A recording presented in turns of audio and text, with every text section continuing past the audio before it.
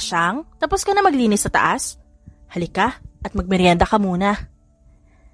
Nakangiting tumango si Natasha sa paanyaya ng mayordoma at Asyang naman ang tawag sa kanya ng mga kasamahan niya sa bahay.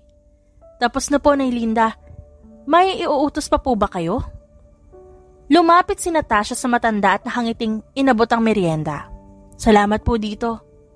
Wala na akong iuutos sa'yo. Magpahinga ka na muna dyan. Ngumiti siya dito at sinimulan ng pagkain ng inihain nito habang naglalakbay ang kanyang isip kung bakit nga ba siya naroon sa bahay na yon. Natasha, naniniwala ako magagawa mo ang simpleng misyong to. Huwag mo sana akong bibiguin, anak. Pagkatapos ito, maaari mo nang gawin lahat ng gusto mo. Hindi na kita pakikialaman pa. Kaya sana magtagumpay ka. Determinadong tumango siya sa ama. Tinapik naman ito ang kanyang balikat. Siya, si Natasha Gomez. Nag-iisang anak ng isang mafia boss. Naatasan siya ng ama na pasukin ang bahay ng kalaban para makakuha ng impormasyon. Tinanggap niya ang misyon na binigay nito dahil lagi siyang nasa ibang bansa. Ipinapadala siya doon para sa ibang misyon. At ngayon, masaya siyang mananatili sa bansa, makakasama pa niya ang kanyang ina. Matapos makipag-usap sa kanyang ama, dumiretso siya sa ina na malapad ang ngiting nakaharap sa kanya. Kumusta ang dalaga ko? Paalis ka na naman ba? May lungkot sa tinig nito. Masaya siyang yumakap dito at ngumiti.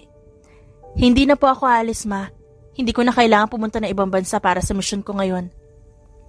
Masayang pagbalita niya dito habang hawak ang kamay nito. Totoo ba yan? Pumayag ang ama mo?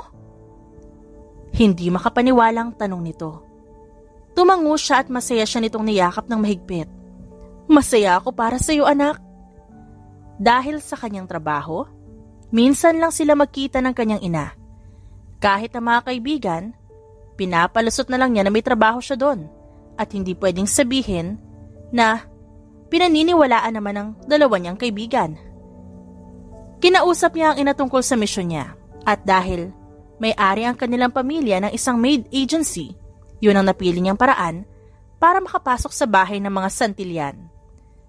Pero sa kasamaang palad, puro mga kasambahay pa lang ang nakakasalamuha niya. At ayon sa impormasyong nakalap, sa susunod na buwan pa dadating ang mga Santillan dahil nanatili daw ang mga ito sa Italia. Makalipas ang isang buwan, dumating nga ang kanilang amo.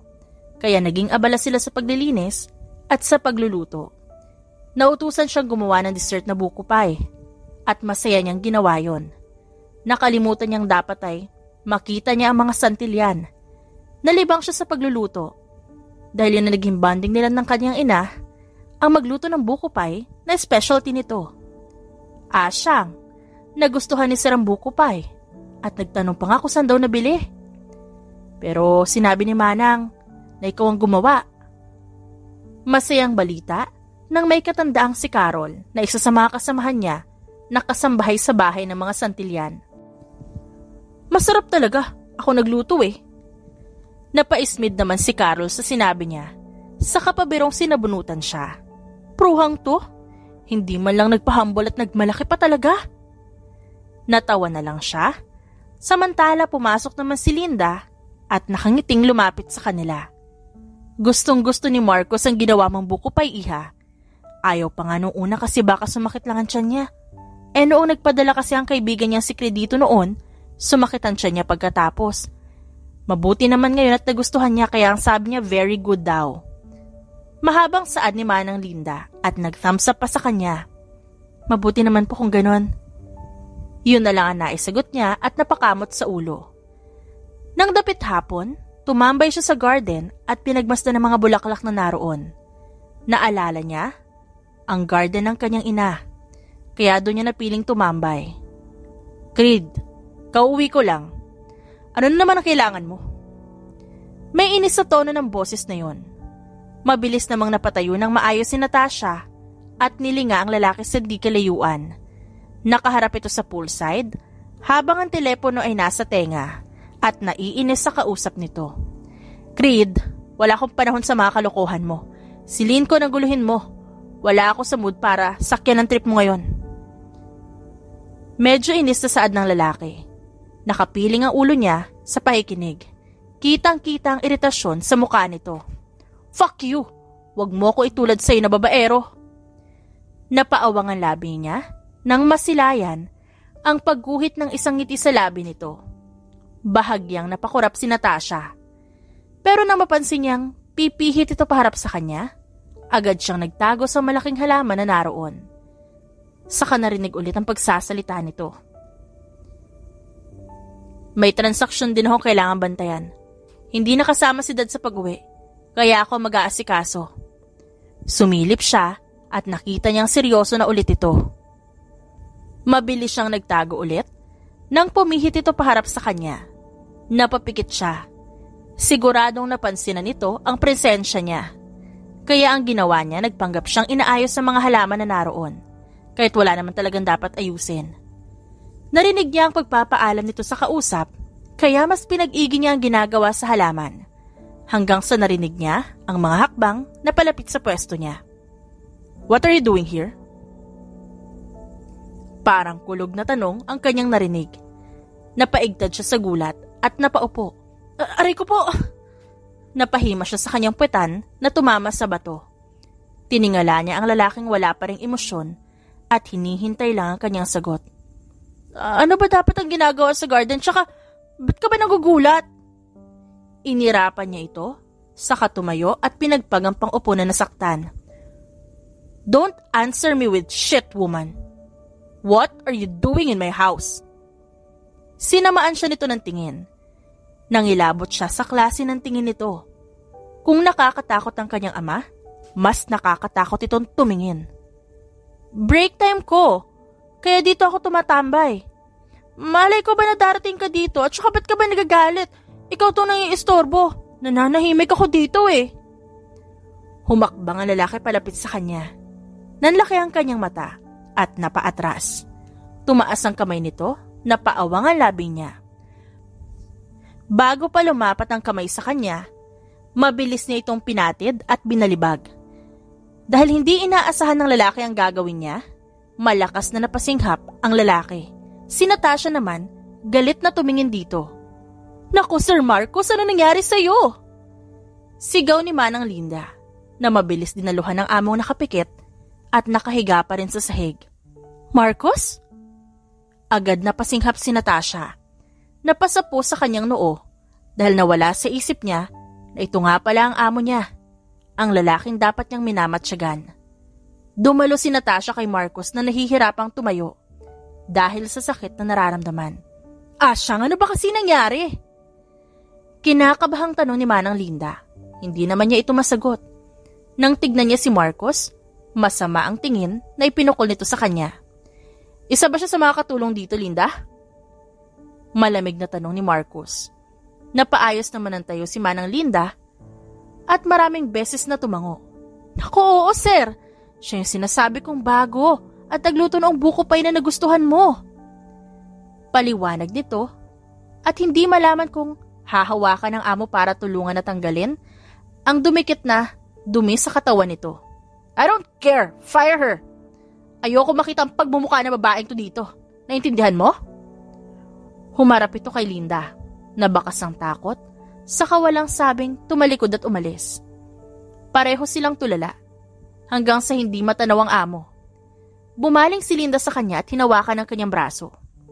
Ano ba kasing ginawa mo at ba't nasasahig ang isang yun? Napakurap-kurap si Natasha. Nakaawang ang labi niya, habang nakatingin kay Manang Linda, na puno pa din ang katanungan ng muka. Hindi ako pwedeng masisante. Wala sa sariling sabi niya. Napailing naman ito. Wala akong magagawa. Yun ang gusto ng boss natin. Pasensya ka na, Asyang. Pero hanggang dito ka na lang talaga. Madamdamin nitong saad. Huminga siya ng malalim at umiling. Hindi pwede. Hindi ako papayag. Hindi talaga siya pwedeng umalis sa bahay na yon na walang nakukuhang impormasyon.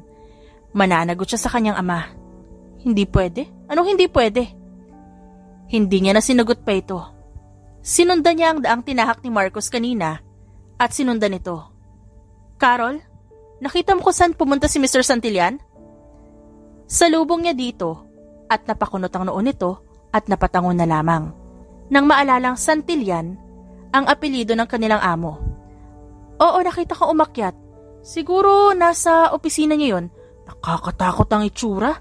Kaya hindi na ako nagpakita, baka mawalan ako ng trabaho nang wala sa oras eh. Naiiling na sagot nito at napabuntong hininga naman siya. Sige, salamat. Tinapik niya ang balikat nito. Pinigilan siya nito pero nagpatuloy siya sa pag-akyat. Hoy, Asyang, saan ka pupunta? Huwag mo sabihin na pupuntahan mo si Sir Marcos ngayon. Siguradong lalapain ka nun ng buhay. Ikinaway niya lang ang kanyang kamay dahil determinado siyang hanapin si Marcos. Nasa harap na siya ng opisina nito. Inilapit niya ang tenga sa pinto para makinig. Pero wala siyang marinig na kahit ano. Kaya naman umayos siya ng tayo at kumatok. Walang nagbubukas o sumagot kaya pinapasok niya ang sarili sa loob. Napaawang ang kanyang labi nang makapasok. Kung maganda ang opisina ng kanyang ama sa bahay nila, nakakasiguro siyang mas maganda ito. Lalo na makita niya mga librong nakadisplay doon. Sa opisina kasi ng kanyang ama, plain white lang at walang ibang kagamitan bukod sa mga papeles na nakatambak sa lamesa nito. Sa opisina ni Marcos, makikita ang iba't ibang mga action figures. Lalapit na sana siya doon nang mapahinto. Dahil sa dagundong na boses ng boss na si Marcos. What the fuck are you doing here? Napapikit siya. Huminga ng malalim saka pinilit ang sariling ngumiti at saka humarap sa lalaki. Saglit siyang natigilan nang makitang tanging tuwalya lang ang nakatapi sa hubad nitong katawan. Palihim siyang lumunok at umayos ng tayo. Gusto sana kitang makausap. Panimula niya, tumaas na ang kilay nito. Naglaban naman ang kanilang mga mata at agad namang bumaba ang tingin niya sa katawan nito. Sa dami ng hubad na katawan na nakita niya noon, dito lang siya napatulala na para bang inaakit siya na hawakan yun. Wala akong panahon sa'yo. Like I said kanina, you are fired. Hindi siya nakinig. Nasa katawan pa rin ni Marcos ang tingin niya. Lihim siyang napahagat sa labi. Eyes up here, woman! Doon siya biglang natauhan at ipinilig ang ulo. Tumikim siya at hinarap ang binata. Bakit mo ba ako sinisisante? Wala naman akong ginagawang masama. Sinamaan siya nito ng tingin at napanguso naman siya. At anong tawag mo sa ginawa mo sa akin kanina? Halos magtagis ang bagang na tanong nito. Kung nakamamatay lang ang tingin, bulagta na siya ngayon at walang buhay. Napakagat siya ng labi. Umiwas naman ang tingin si Marcos. Kasalanan mo, ba't mo ba kasi ako hahawakan? Naniningkit ang mga mata niya dito. Samantala, napatikim naman si Marcos. Aminado siyang may kasalanan din siya. Sinubukan niyang hawakan ang pisngi nito sa pag-aakalang hindi ito totoo. Kilala niya ang babae. Anak ito ng kalaban nilang mafia. Hindi niya alam kung anong plano nito at pinasok ang kanyang teritoryo, kaya uunahan niya na ito. Umalis ka na. Hindi ka kailangan dito. Walang emosyong saad niya. Tinalikuran ni Marcos ang dalaga.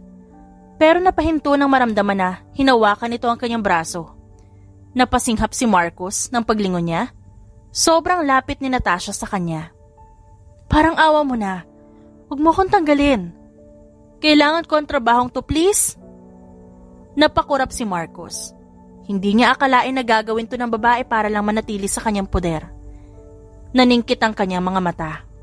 Huminga ng malalim. Saka nagdesisyon na pagbigyan ito. Fine. In one condition. Okay, kahit ano. Mabilis na humiwalay si Natasha sa kanya. Parang may kung anong naramdaman si Marcos nang mawala ang hawak ng dalaga sa kanya. Be my bed warmer. Seryosong sabi niya. Gusto niyang malaman kung hanggang saan ang kaya nitong gawin para lang manatili. Alam niyang below the belt ang gusto niya. Gusto niya lang itong subukan. Napaawang naman ang labi ni Natasha. Hindi makapaniwala sa narinig. Ilang saglit pa niyang pinoproseso ang sinabi nito. Bago niya na-realize ang gustong mangyari ng lalaking nasa harap niya. Gago! Sinuntok niya ito sa tiyan. Napaubo naman si Marcos at sinamaan siya ng tingin. Tumalikod si Natasha at iniwan ang lalaking hindi makapaniwala sa ginawa niya. Napailing na lang si Marcos. Hindi na siya magtataka kung bakit sobrang sakit ito manuntok at kung bakit siya nakaya nito ibalibag. Ito ang nag-iisang anak na babae ni Don Gomez. Kilala ito sa liksi ng kilos at lalo na sa larangan ng mga armas. Baka magising na lang siya isang umaga na may nakatutok ng baril sa kanya. At ganun nga nangyari kinaumagahan. Ang kaibahan lang, hindi si Natasha ang may hawak ng baril, kung hindi ang kanyang ama. Mabilis na napabangon si Marcos, nagtagis ang bagang, na nakatingin sa amang sigurado siyang lasing na naman. Kailan ka pa dumating, Dad? Ngumisi lang ito, sa kawalang pasabing pinutok nito ang baril sa kanya. Mabuti na lang, mabilis siyang nakailag, kaya tumama yun sa kanyang headboard. Ako lang ang dapat nagtatanong dito, di puta! Manang-mana ka talaga sa nanay mo, puro tanong. Kaya tignan mo ang nangyari sa kanya. Humalakak ito. Naikuyom niya ang kamao at pinigilan ng sarili. Kung wala ako, wala ka ring mararating. Kaya anong karapatan mo? Napakialaman ng isa sa negosyo ko. Singhal ng ama. Napapikit na lang siya nang tumama ang kamay nito na may hawak na baril sa kanyang pisngi. Papalagpasin ko ito ngayon pero sa susunod, makakasama mo na ang nanay mong pakialamera. Hindi na siya kumibo. Hinayaan niya ito hanggang sa lumabas at naiwan na siyang mag-isa sa kanyang silid. Linda!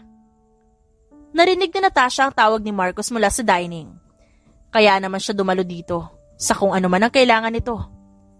Hindi pa niya nakakalimutan ang alok nito nitong nakaraan. Muntik pa nga siyang pumayag. Ba't nandito ka pa rin?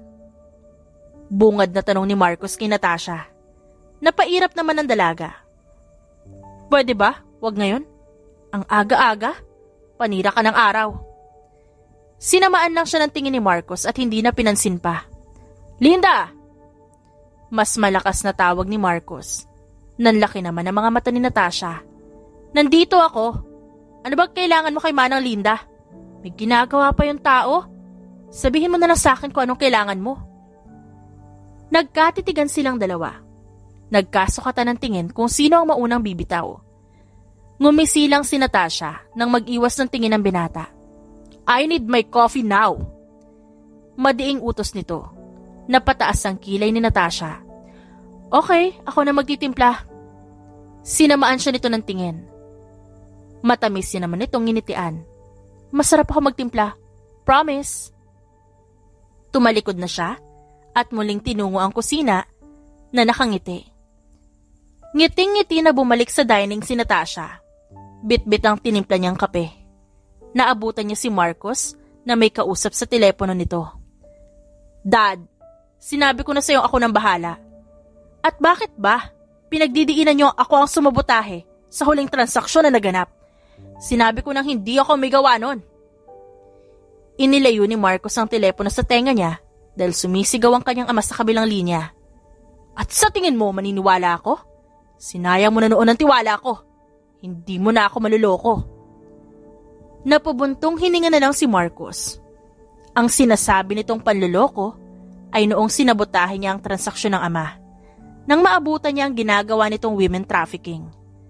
Kaya sinabotahe nilang tatlong magkakaibigan yon at pinalaya ang mga kababaihan. Ito na ang kape mo. Nilingon ni Marcos ang dalaga. Malawak ang ngiti nito.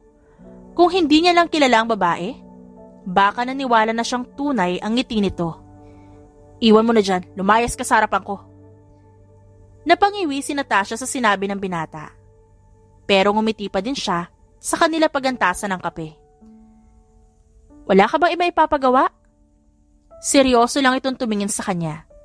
Pinagtaasan niya ito ng kilay. Sabi ko nga wala. Alis na ako. Iniwan ni Natasha si Marcos. Tuwid ang likod na nagpatuloy sa paglalakad.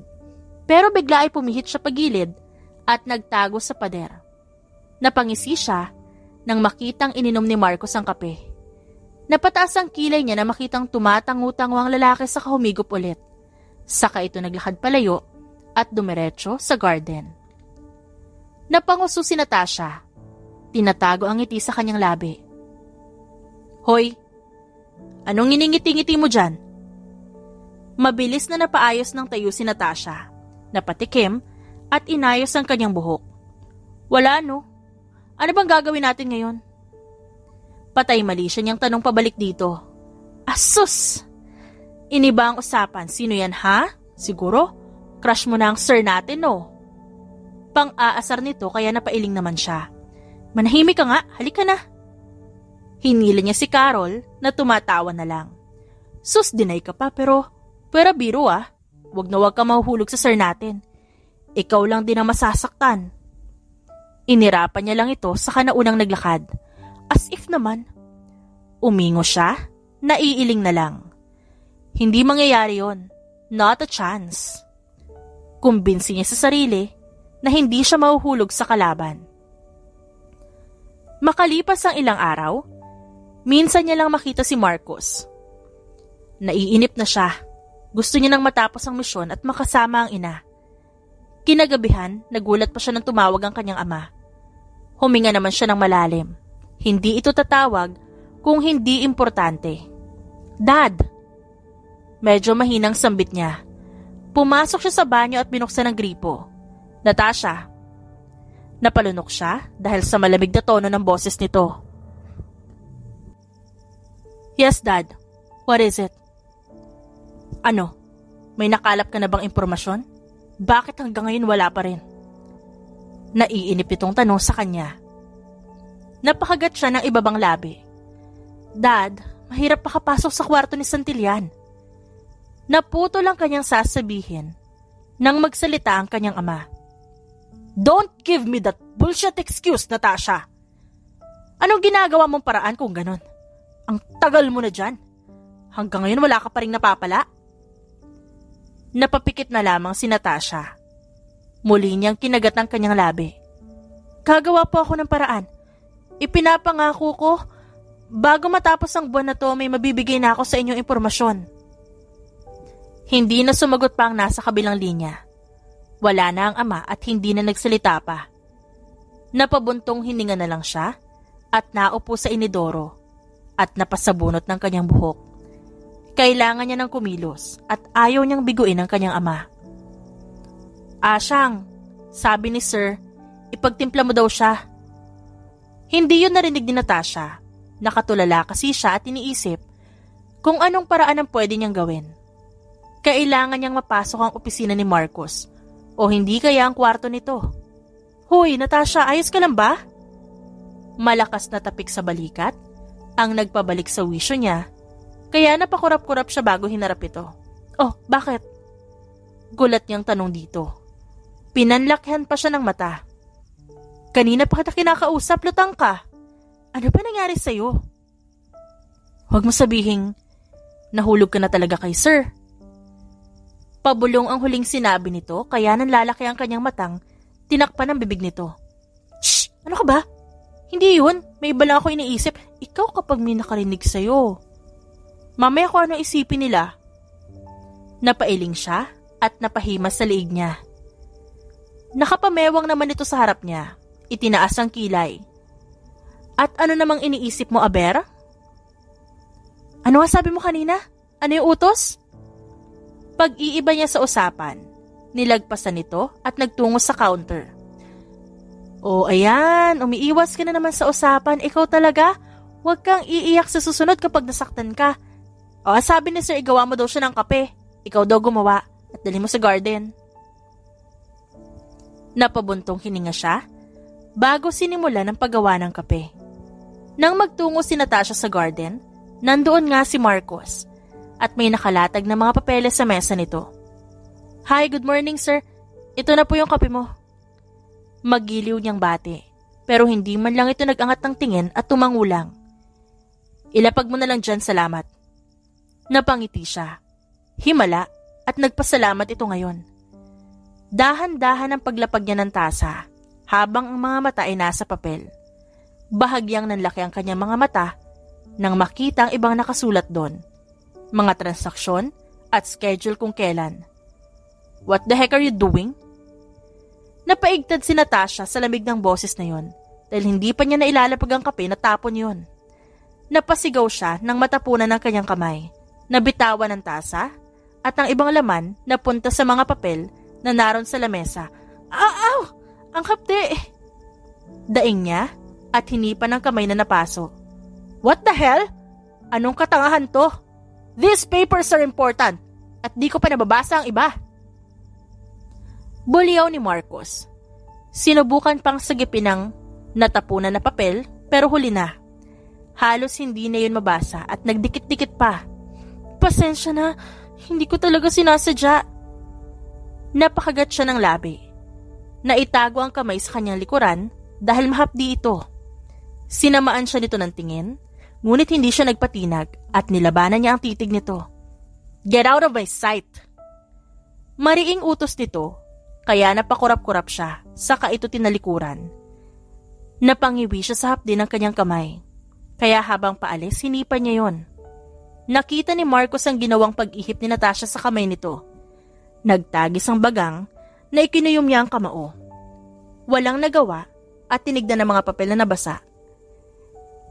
Sinama-sama niya yon at naglakad paakyat ng kanyang opisina.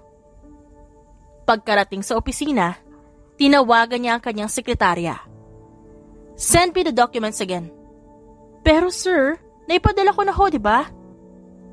Naguguluhan nitong tanong. Napapikit naman siya sa inis. Just send it again, damn it! Hindi niya mapigilang tumaas ang boses. Ang sekretarya niya naman ay dali-daling nagpadala ng dokumento. Sa kabilang banda, hinayaan ni Natasha na umagos ang tubig sa kung saan ang kamay na napaso. Mahapdi yun? Oo. Pero mas masakit ang naranasan niya dati. Bago siya makarating kung saan siya ngayon. Sometimes, she wonder, how does it feel to be cared for? Anong pakiramdam kung may taong nag-aalaga sa'yo? Hindi niya alam. Hindi niya yun nakita sa mga magulang. Hindi din siya maalagaan ng ina. Dahil lagi itong busy kasama ang ama. Pero kahit na ganun, mahal na mahal niya ang kanyang mga magulang. Ang mga kaibigan naman niya, hindi niya sinasabi dito ang kanyang nararamdaman. Mas gusto niya makinig kesa mag-share ng kanyang damdamin. Kinagabihan, nanatili sa tabi ng pool si Natasha. Napaupo siya habang nilulublob ang kalahating paa sa tubig. Nakarinig siya ng yabag, kaya mabilis niyong hinanap. Napalunok siya nang maaninag ang bulto ni Marcos. Umayo siya ng upo. Tatayo sana siya nang maupo ang lalaki sa kanyang tabi. At walang pasabing kinuha ang kanyang kamay. Anong gagawin mo? Pabulong niyang tanong. Hawak ng lalaki ang kamay niyang napaso. Hindi naman ito kumibo. Kaya napatingin siya sa seryoso nitong muka. Hanggang sa maramdaman niya na lang ang medyo malamig na lumapat sa kanyang kamay. Hindi mo nilagyan ng ointment o kahit anong lunas. Babae ka. Wala ka bang pakialam sa kamay mo? May halong iritasyon ng boses nito. Ayos lang ako. Tsaka sanay na ako, makapal na ang balat ko. Kaya hindi ko na rin masyadong maramdaman. Bahagya siyang ngumiti. Pero seryoso pa rin ito nang magtama ang kanilang paningin. Sanay kang napapaso? Taas kilay nitong tanong at bahagya siyang natawa dahil doon. Hindi naman. Ang ibig kong sabihin malayo to sa bituka. Ako nga dapat ang mag-sorry eh. Mukhang importante pa naman yung nasa mesa kanina. Napalabi siya at malalim na napabuntong hininga. Huwag mo nang alalahanin yon. Humingi na ako ng bagong kopya sa sekretarya ko. Sagot naman ito. Isang marahang tango ang ginawa niya. Kung ganun, nahirapan pa siya. Nanlumo siya sa narinig. Ayaw niyang may naaagrabyadong iba dahil sa kanya. Hey, that's fine. Huwag mo na lang isipin pa. Wala ka ba talagang nararamdamang sakit? Bumaling ulit ito sa kanyang kamay. Nahawak pa rin ito hanggang ngayon. Kahit pa, tapos na nitong malagyan ng ointment. Ayos nga lang. Hindi pa ako mamamatay, no? Tumawa siya. Idinaan sa biro ang pagkuha sa kamay niya. Huwag mong gawing biro ang kamatayan. That's not a good joke. Napahinto siya sa pagtawa dahil tumayo na ang lalaki. Hoy, teka naman. Di ka mabiro, iiwan mo na ako dito? Nakakunot ang noong bumaling ito sa kanya. Tumayo ka na dyan. Mahamog dito sa labas. Akmang paalis na ulit ito nang pigilan niya. Oy, sandali. Concern ka na sa akin ngayon? Napabuntong hininga ang lalaki at umiling. At humakbang na paalis. Teka, Marcos! Malakas na sigaw ni Natasha. Kaya naman muling napahinto ang binata at tilingon siya. Inilahad niya ang dalawang kamay. Habang nakanguso. What? Naguguluhang tanong nito. Huminga siya ng malalim at nilakasan ng loob. Hindi ako makagalaw. Tulungan mo ko. Nakangusong sabi niya. Napaawang naman ang labi nito. Ano, nalumpo ka na ngayon? Hindi makapaniwala ang tanong nito. At padabog na ibinaba niya ang kamay. Hindi ko maramdaman ng paa ko, kasalanan mo to eh. Dapat tatayo na ako kanina. Hinawakan mo pa yung kamay ko. Paninisi niya dito. Dahil namamanhid ang dalawa niyang paa. Napabuntong hininga ang binata. At naglakad palapit sa kanya. Kaya naman, inilahad niya ulit ang mga kamay dito at ngumiti. Napaawang ang labi niya sa ginawa nito. Imbis na tulungan siyang tumayo, kinarga siya nito na para silang bagong kasal at saka naglakad. Teka, kaya ko maglakad. Nauutal niyang sabi. Ngunit pinagtaasan lang siya nito ng kilay. Talaga? Ngumisi ito at napatikom naman ang labi niya. Hindi pala. Kaya sige, dalhin mo na ako sa kwarto namin. Pwede din naman akong matulog sa kwarto mo. Pabulong niyang saad dito. Sapat lang na marinig ng binata. Napailing na lang si Marcos at nagpatuloy sa pagpasok sa kabahayan. Magdidiwang na sana si Natasha nang makita na patungo sila kung nasa hagdan. Pero napawi din nang lumiko ito at dumiretso kung nasa ng kwarto niya. Panira ng moment? Napanguso siya at inilapag siya ni Marcos sa kama. Nahigit naman niya ang paghinga nang maibaba na siya nito ng tuluyan. Matulog ka na at magpahinga. Stop dreaming. Nakangising saad nito at umayos ng tayo sa kamarahang ginulo ang kanyang buhok. Walang nagawa si Natasha hanggang sa umalis na si Marcos na natili siyang nakatulala. Hindi siya makapaniwala sa nangyari at sa ginawa nito. Kinabukasan, saktong pagkalabas niya ng kusina, nagkasalubong sila ni Marcos. Nakita niya kung paano ito nagulat, pero kalaunan tumikim at nag-iwas ng tingin. Ipagtimpla mo ako ng kape at dalhin mo sa opisina ko. Kaagad itong tumalikod matapos mag-utos. Napairap na lang siya, saka sinunod ang sinabi nito. Nang makarating sa tapat ng pinto ng opisina, kumatok siya. Wala siyang narinig na sagot kaya basta na lang siyang pumasok. Wala si Marcos. Napakunot ang kanyang noo na nilibot ang tingin sa loob. Marcos? Sir? Pagtawag niya dito pero walang sumagot. Napanguso siyang inilapag ang kape sa coffee table. Nilibot niya ang tingin hanggang sa mapadpad sa mesa na puno ng mga papel. Lumingalinga muna siya sa paligid. Saka naglakad palapit sa mesa. Mabilis sa mga matang nag-scan ang kanyang mata. Hanggang sa hindi niya napigilan, nahawakan ang dokumentong naroon. May transaction sila mamaya? Bulong niya sa sarili nang mabasa ang nasa papel. Magbubuklat pa sana siya nang marinig niya ang pagpihit ng pinto. Mabilis ang kilos niyang lumayo sa mesa. Nang saktong papasok si Marcos, habang nasa tenga nito ang telepono at may kausap. Napakunot ang noon nito at tinignan ng mesa. I'll call you later, Creed. Ibinaba nito ang cellphone saka seryosong tumingin sa kanya. What are you doing here? Naghatid ako ng kape mo. Kumatok ako pero walang sumagot. Kaya pinapasok ko na yung sarili ko. Malapad ang ngiting sagot niya dito. Napailing na lang si Marcos at nilapitan ng kape sa kaininom. The heck? Naibugan nito ang kape, saka siya sinamaan ng tingin. Mainit pa kasi, masyado kang atat. Inirapan niya ito, samantalang si Marcos ay napaayos ng tayo at tinalikuran siya. Pwede ka nang lumabas. Napabuntong hininga siya at akmang tatalikod na sana nang magsalita ito. Kailan ang day off mo? Next week. Mabilis niyang sagot at humarap sa binata. Okay. Umupo na ito sa swivel chair at nagsimula magtrabaho. Teka, okay? Iyan lang yun? Nagtataka niyang tanong. Umangat ang tingin ng lalaki sa kanya. Why? What do you expect me to say? Nakakunot ang noong tanong nito. Sinamaan niya ito ng tingin. Sa susunod, huwag ka na magtatanong dahil hindi ko na talaga sasagutin. Inis siyang tumalikod, saka nagmarcha palabas ng silid. Kinagabihan, nagpadala siya ng mensahe sa ama. Sinabi niya dito kung anong nakita niya. Tuwang-tuwa naman ito at gagawa daw ito agad ng paraan. Pinabayaan niya na lang. Huminga siya ng malalim bago unti-unting nakatulog. Ilang araw ang lumipas, palagi niya nakikitang masama ang timpla ni Marcos. Palaging magkasalubong ang kilay nito at hinahayaan niya na lang muna. Sigurado kasi siyang may kinalaman ng kanyang ama sa nangyari dito.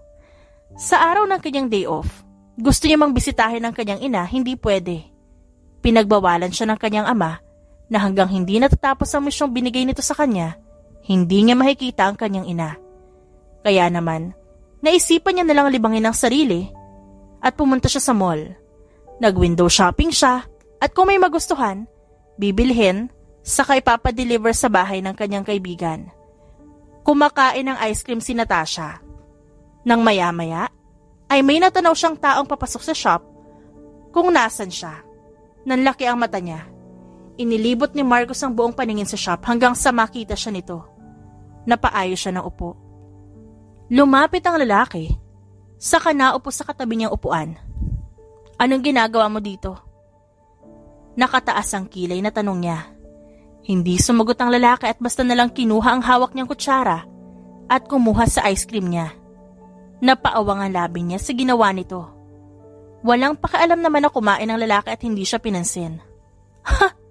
Wow! Sabi niya nang maubos nito ang ice cream. Napakurap naman si Marcos. Tumingin sa kanya at sa kinain nito. Bahagyang nanlaki ang mga mata nito at doon lang napagtanto ang ginawa. Hindi masarap. Bibilhan na lang kita ng bago.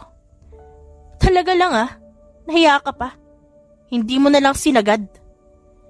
Sinamaan niya ito ng tingin at nag-iwas ng tingin si Marcos, saka naglakad papunta sa counter at nag-order ulit. Bit-bit ang bagong biling ice cream. Naglakad sila palabas ng shop. Tinanggap niya ang binigay nitong ice cream at saka nauna sa paglalakad. Teka, may pupuntahan ka pa bang iba? Pinigilan siya nito sa braso. Napabuntong hininga siya na humarap ito. Meron kaso, hindi pa pwede. Aniya, na ang tinutukoy ay ang kanyang ina. Bakit naman hindi pwede? Halika, hahatid na kita. Hinila siya nito papunta sa parking. Nagpaubaya na lang siya. Pinapasok siya ni Marcos sa sasakyan nito. Ito pa ang nagsuot sa kanya ng seatbelt. Kaya halos mahigit niya ang paghinga nang magkalapit ang kanilang muka. Tumingin si Marcos sa kanya at sa kanyang labi. Hanggang sa unti-unti nitong inilapit ang muka sa kanya. Nanlaki ang matang iniwasan niya ito at napatikim naman si Marcos. Saan mo ba gustong pumunta? Tanong nito, kalaunan. Habang nasa kalsada sila at nagmamaneho ito, panay ang sulyap ng binata sa kanya. Hindi naman siya sumagot. Hindi din niya alam. Mabuti na lang at di na muling nagtanong pa ang binata. Natagpuan niya na lang ang sarili sa mataas na lugar kung saan siya dinala ni Marcos. Dito ako pumupunta kapag masyadong nakakasakal ang trabaho at gusto ko ng katahimikan. Nilingon niya ito. Nakatanaw si Marcos sa malawak na tanawin. Nilingon din siya nito at maliit itong umiti sa kanya. Hindi ba dapat pribado to? Ba't mo ko dinadala dito kung ganun? Umiwas ng tingin sa kanya ang binata at sumandal sa sasakyan nito. You look bothered kanina, kaya kita dinala dito. Pwede mong ilabas kung ano man ang nararamdaman mong sama ng loob o kahit ano pa man yan dito sa lugar na to. Panghihikayat nito sa kanya. Marahan siyang umiti at umiling. Wala naman ako sama ng loob. Ano bang pinagsasabi mo dyan? Inirapan niya ito at idinaan sa tawa sa kabinalikan tingin sa tanawin. Napalingon naman si Natasha sa katabi nang maramdaman niya ang kamay nitong pinagsiklop sa kanyang kamay. Bahagyang umiti si Marcos. Kung anong gusto mong sabihin, walang magja-judge dito sa'yo. Kaya gawin mo na. Ginalaw nito ang magkahugpong nilang kamay. Hindi na napigilan pa ni Natasha ang nararamdaman. Sinunod niya ang payo nito. Huminga siya ng malalim. Saka nilabas ang matagal niya nang gustong sabihin sa ama. Ayoko na! Tama na!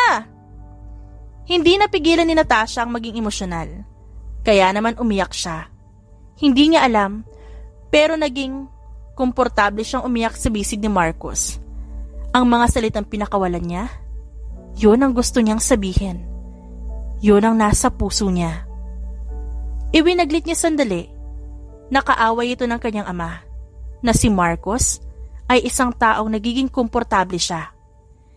Hinayaan naman ni Marcos na umiyak ang dalaga. Bahagya niya itong niyakap at hinaplos ang likuran. Dapat galit siya dito. Nagkaaberya kasi sa lahat ng transaksyon nila nitong mga nagdaang araw, at ang dalaga lang naman ang pumasok sa opisina niya. At sigurado siyang nakita nito ang mga dokumento sa mesa niya. Pero na makita niya kung gaano ito kahina ngayon, parang yelong natunaw ang galit niya. Alam niya sa sariling, may nararamdaman na siya dito na dapat niyang pigilan. Kaaway ito. At siguradong gagawa ng paraan ng kanyang ama na paghiwalayin sila kung sakali. Tumahan si Natasha. Niyaya niya itong maupo sa likod ng sasakyan. Namangha pa siya na makitang walang kahirap-hirap na umakyat ang dalaga. Maliit itong umiti at naupo at tinapik ang tabi nito. Naiiling siyang sinunod ito. Napalingon siya sa dalaga nang nagpakawala ito ng malalim na hininga. Natasha. Marcos. Sabay nilang tawag sa isa't isa. Natawa si Natasha habang si Marcos ay natulala sa nakangiting imahe ng dalaga. Umangat ang kamay ni Marcos. Kaya naman nahinto sa pagtawa si Natasha. Your eyes are beautiful, Natasha. Dapat hindi ka umiiyak. Napaawang naman ang labi ng dalaga. Bumaba ang tingin ni Marcos sa labi ng dalaga at hinaplos yun. Napalunok si Marcos at hindi na napigilan ang sariling halikan nito. Nanlaki ang mga mata ni Natasha, pero nang matikman ang labi ng binata, napapikit na lang siya at ninamnam ang sarap nun. Parehong habol ang hiningang naghiwalay ang kanilang labi. Hawak ni Marcos ang magkabilang pisngi ng dalaga. Dumilat si Natasha. Nagkatitigan silang dalawa. Napapikit ulit siya nang hagkan nito ang kanyang labi. Pagkatapos ay ang kanyang noo at saka siya niyakap ni Marcos. Napangiti siya at gumanti ng yakap dito. May gusto ka na sa akin, no? Nakangisi niyang tanong dito. Umiling naman si Marcos at hinigpitan ang yakap sa kanya. Manahimik ka muna sandali, panira ka ng moment. Natawa siya sa sinabi nito at agad na humiwalay sa yakap at hindi makapaniwalang tinignan ng lalaki. Aba, bumabanat ka na din ngayon ah. Nagtaas baba ang dalawang kilay niya kaya tumawa si Marcos. Ha, tignan mo, tumatawa ka pa.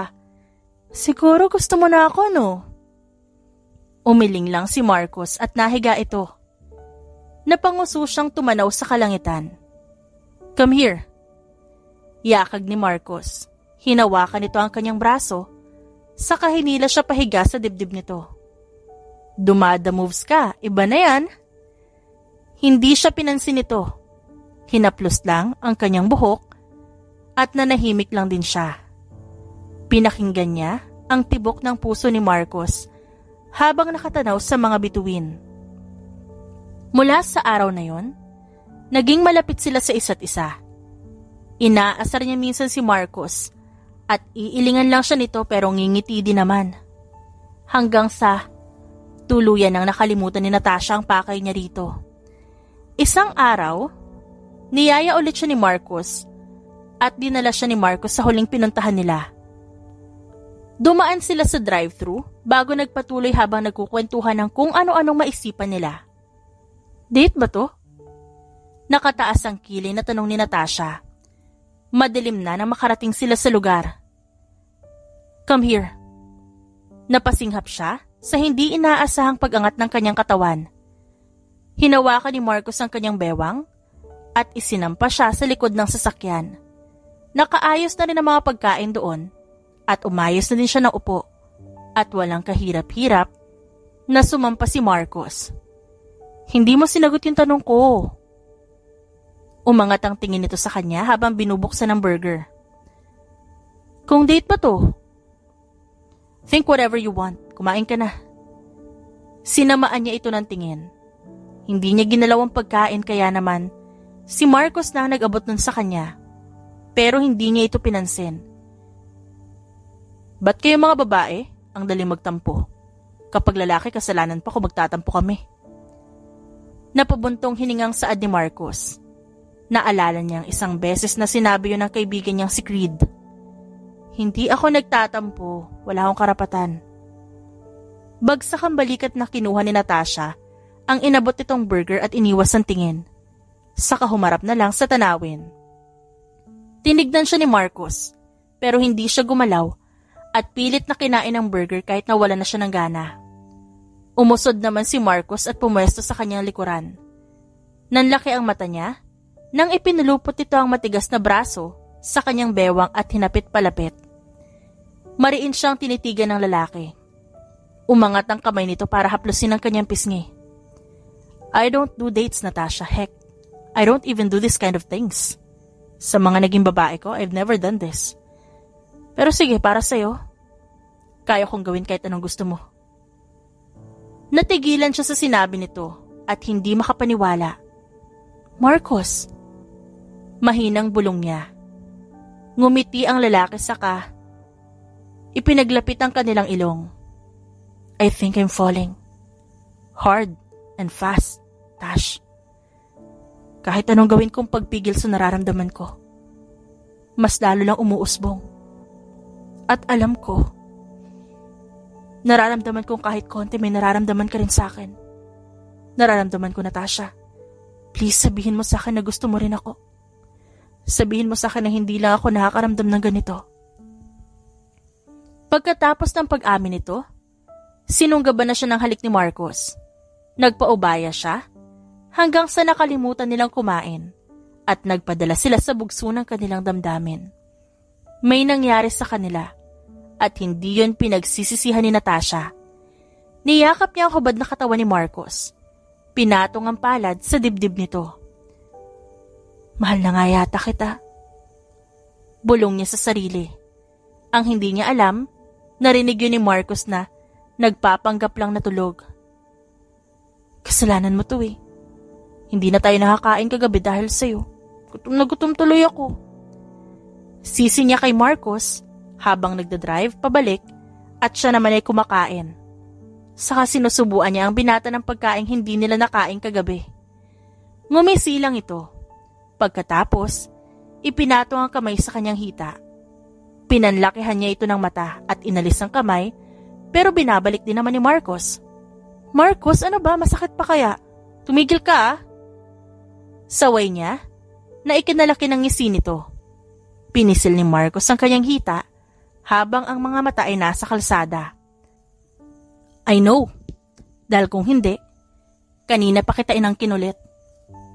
Nanlaki ang matang tinignan niya ito. Naramdaman niyang nag-init ang kanyang pisngi dahil sa sinabi ng binata. Tumigil ka nga, ang bastos ng bibig mo. Tumawa lang naman ito saka kinuha ang kanyang kamay na may hawak na burger. At ito na mismo ang nagsubo ng pagkain sa sariling bibig. Penging tubig. Anang lalaki at iniabot niya ang tubig dito. Feed me please. Inginusupan nito ang labi. Wala siyang nagawa at inilapit dito ang straw para makainom. Matapos ay magsasalita na sana siya nang bigla nang may kung anong tumama sa sasakyan kung nasan siya banda. Ano yun? Kabadong tanong niya, kahit nasisiguro niyang tama ng baril yun. Naging matigas ang ekspresyon ni Marcos at tumingin sa side mirrors. Nang makita nito ang dalawang motor sa magkabilang gilid nila at ginigit-git ang kanilang sasakyan. "Kumapit ka," mariing sabi ni Marcos sa kabilisan ng pagmamaneho. Napasigaw siya nang humabol din ang dalawang motor at binabangga sila. Ikinuyom niya ang dalawang palad. Gustong-gusto niyang humawak ng baril ngayon at pagbabarilin ng mga salarin. Pero hindi pwede dahil mabibisto siya ni Marcos. "Marunong ka mag-drive?" tanong ni Marcos habang nagkakalikot sa compartment ng kotse. Hanggang sa nilabas nito ang dalawang baril. "Oo, marunong ako mag-drive." Yun na lang ang nasabi niya. Mabilis ang naging kilos nilang dalawa at nagpalit ng pwesto. Huminga siya ng malalim sa kainayos ng pagdadrive habang nakikipagpalitan ng putok si Marcos. Lumapit ang isang motor. Naniningkit ang kanyang mata bago ito binangga hanggang sa matumba. Napangisi siya. Nilingon si Marcos na seryosong nakatingin sa kanya. "Bakit?" Nakakunot ang noong tanong niya dito. Umiling na nakangisi si Marcos at tinamaan ng isa pang motor hanggang sa gumewang ito at nagdire-diretso sa bangin. Nang huminto ang sasakyan sa tapat ng bahay ni Marcos, pareho silang tahimik at walang nagsalita. "Wala ka bang sasabihin sa akin?" Untag niya dito. Hindi naman nagsalita si Marcos. Lumabas na siya ng sasakyan, pero hindi pa rin nagsasalita ang binata. Napahinto siya sa pinto nang makita ang matandang santilyan. Tumigas ang anyo niya at bahagyang yumukod saka dumiretso sa kusina. "O Asyang, nandito ang senyor. Hinahanap si Sir Marcos. Kagabi pa nga yun at mukhang galit na galit nung nalaman na wala si Sir Marcos dito." Salubong ni Carol. Hindi niya ito pinansin at dumiretso siya sa pagkuha ng tubig saka yun ininom. Marahas siyang huminga at nag-iisip. Paano kung nalaman na nito ang totoong pagkatao niya at tuluyan nang nabulilyaso ang kanyang misyon? "Ano sa tingin mo ang ginagawa mo, iho de puta?" Sabay silang napabaling sa sala ng marinig ang malakas sa sigaw ng senyor. Nanlaki ang mga mata nila, pati na mga kasama niya, at mabilis na napahawak sa kanyang braso. "Sabi sa'yo galit nga." Mahinang bulong nito. Napailing naman siya. "Hayaan mo sila, huwag na tayo makaalam pa." Iniwan niya ito sa kusina saka dumiretso sa kanyang silid. "Nahihibang ka na ano? Ano na naman tong kalokohan mo? Yung babae ba na yon ang kinalolokohan mo? Na humaling ka sa isang katulong? Seryoso ka ba? Ito na bang pinagmamalaki mo ngayon? Hindi mo nga maayos ang ibang shipment dahil sa katangahan mo at palaging nabubulilyaso." Mahabang saad ng ama ni Marcos. Lihim siyang napabuntong hininga.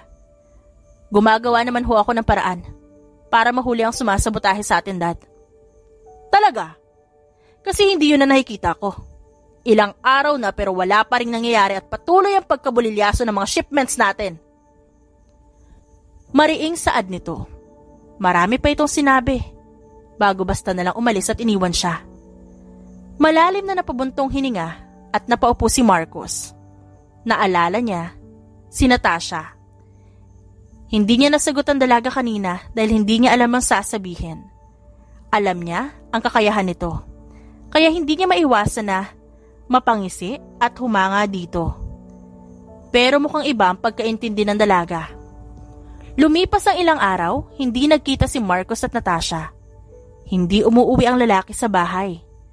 Nabahala si Natasha na baka tuluyan na siyang nabisto. Pero kinagabihan, naabutan niyang umiinom ng alak si Marcos malapit sa pool. Malamlam ang matang nakatingin nito sa kanya. Napahinto siya at pinagmasdan nito. "Maganda ang gabi ngayon. Mas maganda sana kung makakabalik tayo doon." Pagbasag ni Marcos sa katahimikan at ang tinutukoy nito, ang lugar na huli nilang pinuntahan na magkasama. Lumingon si Marcos. Naglakad palapit sa kanya. Sumeryoso siya. Samantala, pumulupot naman ang kamay nito sa kanyang bewang. Saka siya niyakap. "Namiss kita. Ilang araw din tayo hindi nagkita." Hinalikan nito ang kanyang balikat at ang kanyang ulo saka mahigpit siyang niyakap. Bumuga siya ng hangin. Itinaas niya ang kamay para gumanti ng yakap dito. Bakit ngayon ka lang kung ganun? Mahina niyang tanong. Isinandalang pisngi sa malapad nitong dibdib. May mga kailangan na ako asikasuhin. Napalunok si Natasha. Nasisiguro niyang ang tinutukoy nito ay ang mga nabulilyasong shipment ng ama at inaayos nito yon. Namiss din kita. Bulong niya. Kahit mahina, narinig pa rin ito. Napahiwalay si Marcos sa yakap, pero nasa bewang pa rin ang braso nito. Totoo? Namiss mo ko? Napangiti siya. Marahan itong hinaplos ang kanyang pisngi at dinampian ng halik ang kanyang labi. They kissed under the starry sky, feeling each other's lips, nimbling and biting. Hanggang sa hindi na malaya ni Natasha ang pagbuhat sa kanya ni Marcos. Papanhik sa kwarto nito. Naramdaman na lang niya ang paglapat ng kanyang likod sa malambot na kama. Saka ito pumatong sa kanya. Nagising si Natasha dahil sa ingay. Wala na siyang katabi sa kama. Bumangon siya at nagbihis. Inayos ang kanyang sarili sa kahinanap ang ingay na nanggagaling pala sa sala. Ano? Nagpapapasok ka ng kaaway sa pamamahay mo? Worse this? Hinayaan mong iputan ka sa ulo. What the hell is wrong with you? Malakas na sigaw ng senyor at napahinto siya sa hagdan nang marinig yon. Dad, mali ka nang iniisip. Really, huh? Pagputol nito sa sasabihin ni Marcos, saka lumingon sa kanya. Napalunok si Natasha at nagpatuloy sa pagbaba. Sinigurado niyang walang emosyon na makikita sa kanya. This woman is an enemy, Marcos. Dad, please! Pagsusumamo nito pero pinutol muli ng ama ang sasabihin nito. Hindi maaari. Hindi ako papayag. At hindi ba siya ang espiya ng kanyang ama? Kaya palaging nabubulilyaso ang mga shipments natin? Kaya ngayon sabihin mo sa akin. Ano dapat ang ginagawa sa mga traidor? Magsalita ka, Marcos. Nangilid ang luha na nilingon siya ni Marcos. Ganoon din siya. Nagtatagis naman ang bagang nito. Tuluyan na siyang nakababa ng hagdan at nakatayo sa harap ni Marcos. Magsalita ka, babae, hindi ba? Nandito ka lang para mag-espiya? At ngayon nagawa mo na ang gusto mo. Napaikot mo na ang anak ko, kaya umalis ka na. Bago pa ako mismo ang pumatay sa iyo, babae. Mariin niyang pinaglapat ang labi. Nanatili ang tingin kay Marcos na hindi makatingin sa kanya. Marcos! Mahinang pagtawag niya dito. Umangat ang tingin nito sa kanya. Nag-aalab sa galit ang mga mata nito bago siya bahagyang napaatras. Totoo ba? Isa kang espiya at nagpapanggap ka lang? Lahat ng pinakita mo puro kasinungalingan? Tumaas ang boses nito kaya napapikit siya. Bakit? Ano bang ina-expect mo, Marcos? Walang matinong babae katulad ng ina mo. Lahat sila pare-pareho. Kaya ngayon magtanda ka. Palayasin mo ang babaeng yan ngayon din. Nagtawag ang senyor ng mga tauhan para hilahin siya palabas. Marcos, let me explain, please. Please, let me explain. Pakiusap niya dito. Pero hindi man lang siya nilingon ng binata. Wala na siyang nagawa pa. Nang hihinang nagpaubaya na lang siya palabas. Booking na siya. Ano pa ang sasabihin niyang paniniwalaan nito? Basta na lang siyang hinagis ng mga tauhan sa labas ng gate. Napaupo siya at umiiyak. Kasabay ng pagtulo ng kanyang luha, ay umulan din ang kalangitan. Mapait siyang tumingala. Sinalubong ang patak ng ulan at dinamayon sa kanyang pisngi. Ito na ba ang karma ko? Pumikit siya at niyakap ang dalawang tuhod. Hanggang sa may isang sasakyan na huminto. Nagbukas ang pinto nito kasabay ang paglabas ng isang lalaki. Come on, get up! Hindi bagay sa'yo nakasalampak dyan. Nagmumukha kang bruha. Tinig ng isang lalaki kaya naman umangat ang kanyang tingin. Martin? Napahagulhol siya. Inirapan naman siya nito. Martina nga kasi. Pasalamat ka at broken ka ngayon. Kung hindi, dako, sabunutan na sana kita. Gusto mo ba yon? Tinulungan siya nitong tumayo. Isinuot sa kanya ang jacket nito at ipinasok sa sasakyan. Nakita yun ni Marcos at nasuntok niya ang pader na semento. Wala siyang pakialam kung dumugo ang kamay niya. Kulang pa ang sakit na nararamdaman niya ngayon dahil kailangan niyang bitiwan ng babae para ilayo sa kanyang ama. Lumipas ang ilang buwan, hinayaan na si Natasha ng kanyang ama at wala nang misyong ibinigay pa ulit. Niyaya niya mga kaibigan na mamasyal at nasa mall sila ngayon. Hey, ayos ka lang? Kanina pa kami nagsasalita ni Grace pero mukhang nasa kabilang planeta ang isip mo. Nilingon niya si Eloise. Masama ang tingin nito sa kanya. I'm sorry, may naisip lang ako. Maliit siyang ngumiti at hinawakan naman ni Grace ang kanyang kamay. Is there a problem? Alam mo naman na pwede kang magsabi sa amin. Are you short in cash? Napairap si Eloise sa sinabi ni Grace. Umiling naman si Natasha. Ayos na ako, Grace. And thank you sa offer. At may sasabihin nga pala ako sa inyo. Umayos ng upo ang dalawa paharap sa kanya. Excited na marinig ang kanyang sasabihin. May jowa ka na? Hindi makapag-intay, natanong ni Eloise. Tinampal naman ni Grace ang braso nito. Let her speak.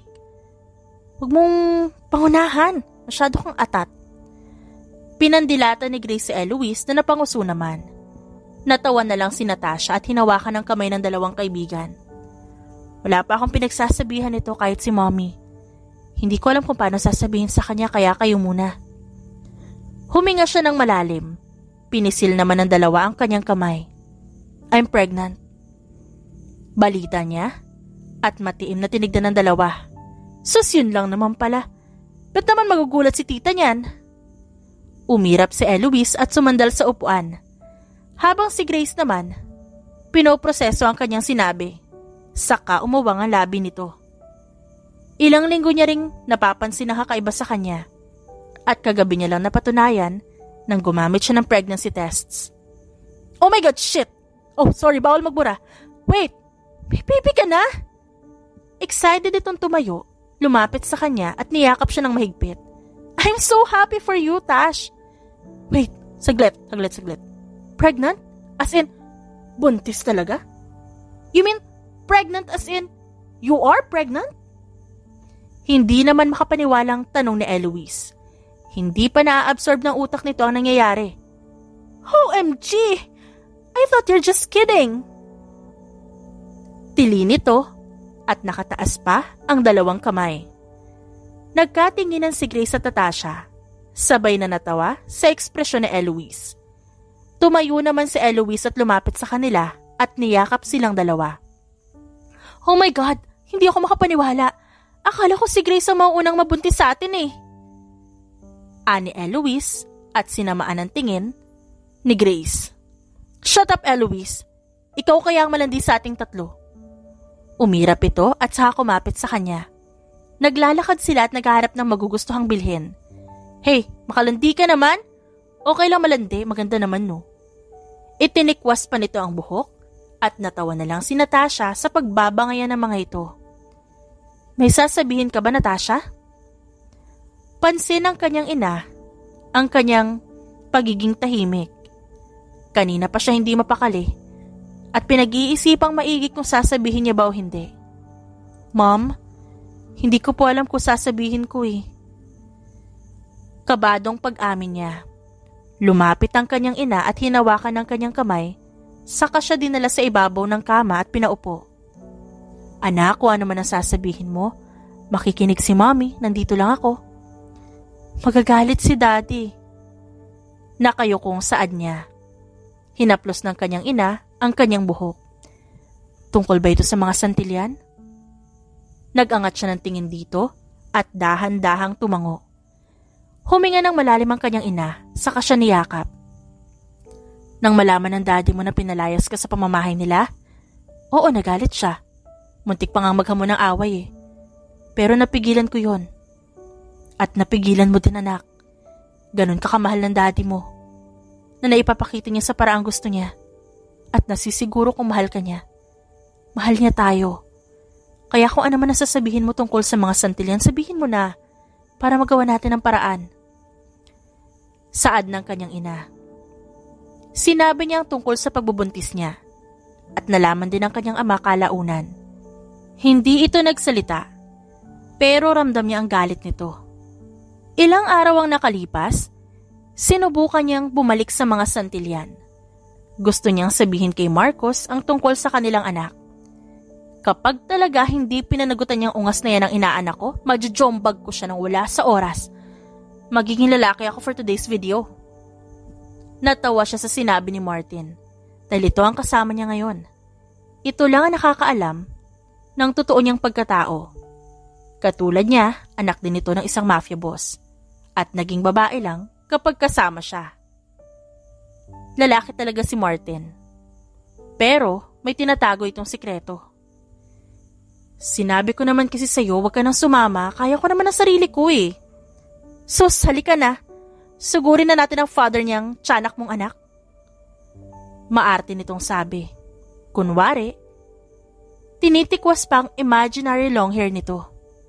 Martin, hindi pa nga lumalabas kung ano-ano nang tinatawag mo. Sita niya dito. Napairap lang ang kanyang kaibigan. At ilang beses ko bang sasabihin sa'yo na Martina at hindi Martin? Kaloka ka ha? Nauna na itong naglakad at nag-doorbell. At namewang pa habang hinihintay na makarating sa pwesto nito. Asyang! Ikaw pala may kailangan ka? Tanong nito. Bahagya siyang umiti kay Nanay Linda. Nandyan po ba si Marcos, Nay? Tanong niya. Ikinunot ang noo nito.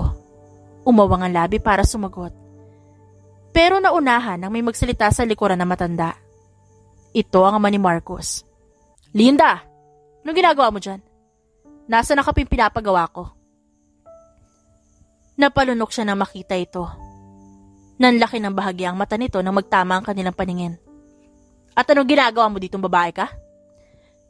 Kailangan ko makausap si Marcos. Natawa naman ito sa sagot niya. Naglakad ng ilang hakbang bago huminto at nginisihan siya.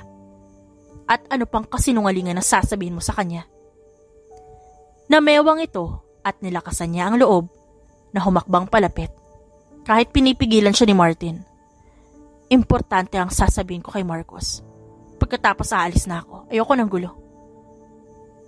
Kung hayaan niyo na lang ako makausap siya. Hindi pwede. Sabihin mo ang gusto mong sabihin at umalis ka na. Hindi na lang banta ang matatanggap mo ngayon. Kaya kung ako sa'yo, umalis ka na. Hindi siya nagpatinag at mas lumapit dito. Nakipagtitigan siya sa matandang santilyan. Hindi ako aalis hanggat di ko nakakausap si Marcos. Pagkakitong tumawa, hanggang sa lumabas si Marcos sa likuran ng ama at diretso ang tingin sa kanya. Sandali niyang nakitaan ng tuwa ang binata. Pero nawala din yun nang magsalita ang ama nito. May sasabihin daw sa iyo ang babaeng yan. Hindi ba't sinabi ko na sa iyo na idispatcha mo na yan? Mariing bulong ng senyor kay Marcos. Narinig niya yun pero ipinagsawalang bahala niya. Isa lang ang pakay niya dito. Yun ay ang sabihin kay Marcos tungkol sa pagdadalang tao niya. Buntis ako, Marcos, at ikaw ang ama. Saad niya dito. Bahagyang nanlaki ang mata ni Marcos sa sinabi niya. Hindi ito nakapagsalita. Nakatingin lang sa kanya. Natigil lang ang kanilang pagtititigan nang magsalita ang ama ni Marcos. That's nonsense. Hindi yan anak ni Marcos. If I know, marami kang lalaking kinakalantari. At si Marcos ang pinapaako mo. Umalis ka na, babae. At sa iba mo ipaako ang batang dinadala mo. Dahil hindi maaaring magkaanak si Marcos sa'yo. May mga tauhan na dumating. Hinarang sila ni Martin. Inalalayan siya ng kaibigan habang nakatingin lang siya kay Marcos na walang emosyon. Nag-iwas ito ng tingin habang siya napaawang ang labi. Sumakit ang dibdib niya sa inakto nito. Tumalikod si Marcos. Hindi ko anak yan. Umalis na kayo. Mariing sabi nito, saka naglakad papasok ng bahay. Marcos! Sigaw niya. Pero tila nilipad lang ng hangin ang mga salita niya. Hindi ito nakinig. Dahil noon, nanlumo siya na napayakap kay Martin. Umuwi na tayo. Mapapatay ko lang ang lalaking yun. Wala siyang karapatan tanggihan ng inaanak ko. Tumango na lamang siya at nagpaubaya kay Martin. Nang higitin siya nito palayo doon. Nakaramdam siya ng galit. Dahil hindi tinanggap ni Marcos ang anak nila at itinanggi pa. Hinaplos niya ang tiyan at nangakong aalagaan niya ang anak. Kahit hindi kilalanin ng ama nito, kaya niyang maging ama at ina para sa anak niya. 5 taon nang nakalipas. Mommy, bibisita po tayo kay kuya ngayon. Magiliw na tanong ng batang babae habang binibihisan ito ni Natasha. Yes, baby. Nakangiting sagot niya at pinanggigilan ang pisngi nito. Tuwang-tuwa naman ang batang babae na tumatalon pa. I'm gonna bring him a toy, mommy, ah. Paalam nito, saka kumuha ng sasakyang laruan para sa kapatid. Sa baba na kita hihintayin, ihahanda ko lang yung pagkaing dadalhin natin. Yes po, mommy. Nakangiting bumaba si Natasha at dumiretso sa kusina para ihanda ang baon nila. Saktong nandoon ang kanyang ina. Nakangiti itong lumapit sa kanya para yumakap at halikan siya sa pisngi. Dadalaw kayo ngayon? Nakangiting tanong nito at humiwalay sa yakap. Opo, mommy. Tapos ipapasyal ko lang sandali, tas uuwi na rin kami agad. Nakangiting sagot niya at tumangulang ito. O sige, magkita na lang tayo mamaya pagkatapos ko sa opisina. Nagpaalam na ito at naiwan siya sa kusina. Narinig niya na lang ang pag-uusap ng maglola mula sa sala. Mommy, faster! I'm excited to see Kuya! Hinila na siya ng anak nang makarating sa lugar. Natatawa naman siyang nagpahila dito. Kuya, I miss you so much po. Inilapag ng anak niya ang dalang laruan, saka yumukod at hinalikan ng puntod ng kapatid. Hi baby, Mommy's here. Naupo siya. Ibinaba ang dala, saka hinaplos ang pangalang nakaukit sa puntod. Marcos Sage Gomez. Kumusta ang baby ko? Naluluha niyang tanong, habang hinahaplos pa rin ang puntod ng anak. 7 buwan niyang isinilang ang kambal. Sobrang tuwa niya pa nang nalamang kambal ang pinagbubuntis niya.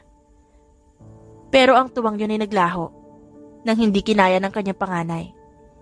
Ilang araw itong nanatili sa ICU hanggang sa bawian ng buhay.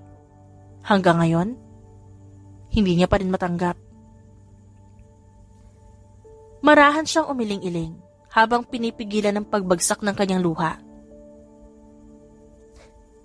Hindi ko pa rin matanggap, anak, na iniwan mo kami ng kapatid mo. Tuluyan na siyang naiyak at napahagulhol hanggang sa naramdaman niya ang pagyakap ng munting kamay sa kanya. Mommy, I'm still here po. Hindi po matutuwa si Kuya Marcos pag palagi kanyang nakikitang umiiyak. Nakalabing sambit nito at sumisinghot. Tumango lang siya at niyakap ang anak. Ilang minuto pa bago siya kumalma. Inilabas niya ang dalang pagkain at pinagsaluhan nilang mag-ina yon. Matapos sa sementeryo, dinala niya ang anak sa mall dahil gusto nitong mamasyal. Kababalik lang nila ng Pilipinas kaya excited itong magliwaliw. Sa nakalipas na taon sa ibang bansa sila nanirahan. Doon din niya isinilang ang kambal.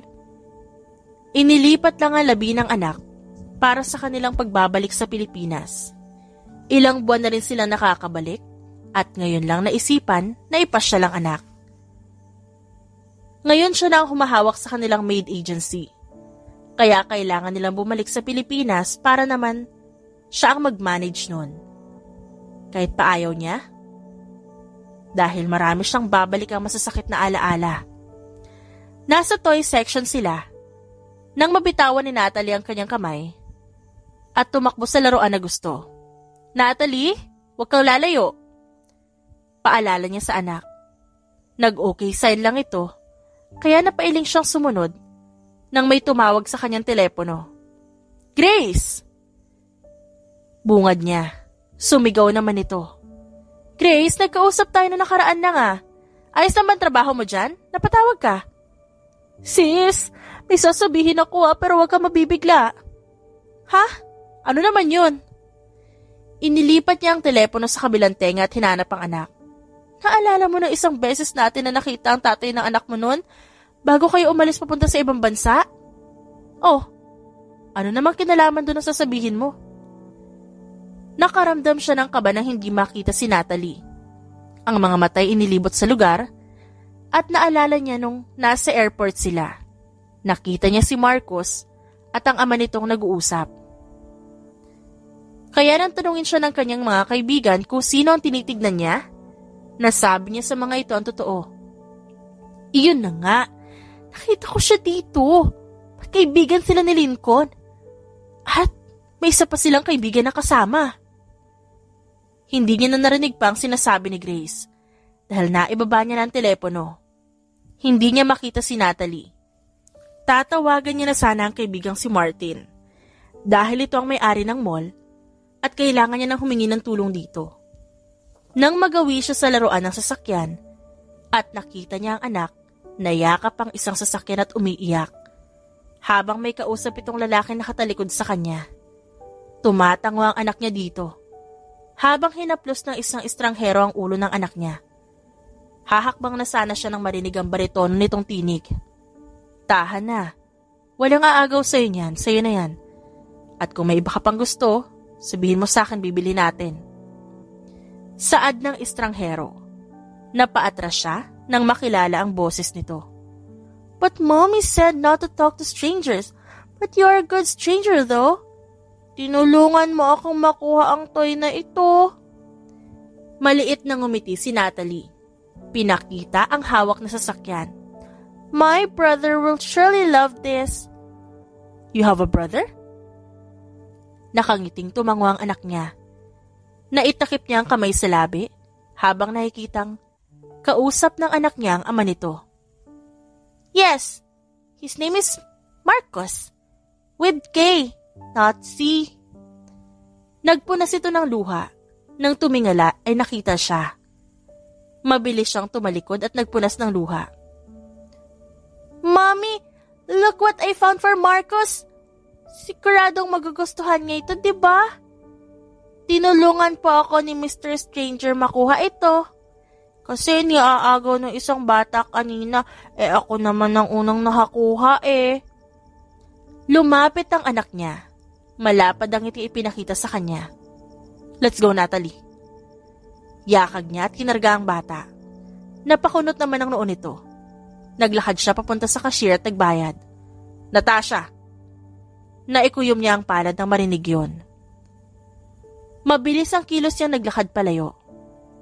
Mommy, tinawag niya po ikaw sa pangalan mo? Magkakilala kayo ni stranger? Inosenteng tanong nito. Umiling siya at nagpatuloy. But mommy, he's following us. Dahil sa sinabi ng anak, mas binilisan niya ang paglalakad. Hingal siyang nakarating sa parking ng mall. Inilapag niya sa likod ng kotse ang anak at nilagyan ng seatbelt. Matapos, ay umikot para sumakay sa driver's seat. Pagbukasin ng pinto, may pumigil doon. Huminga siya ng malalim bago hinarap ang lalaki.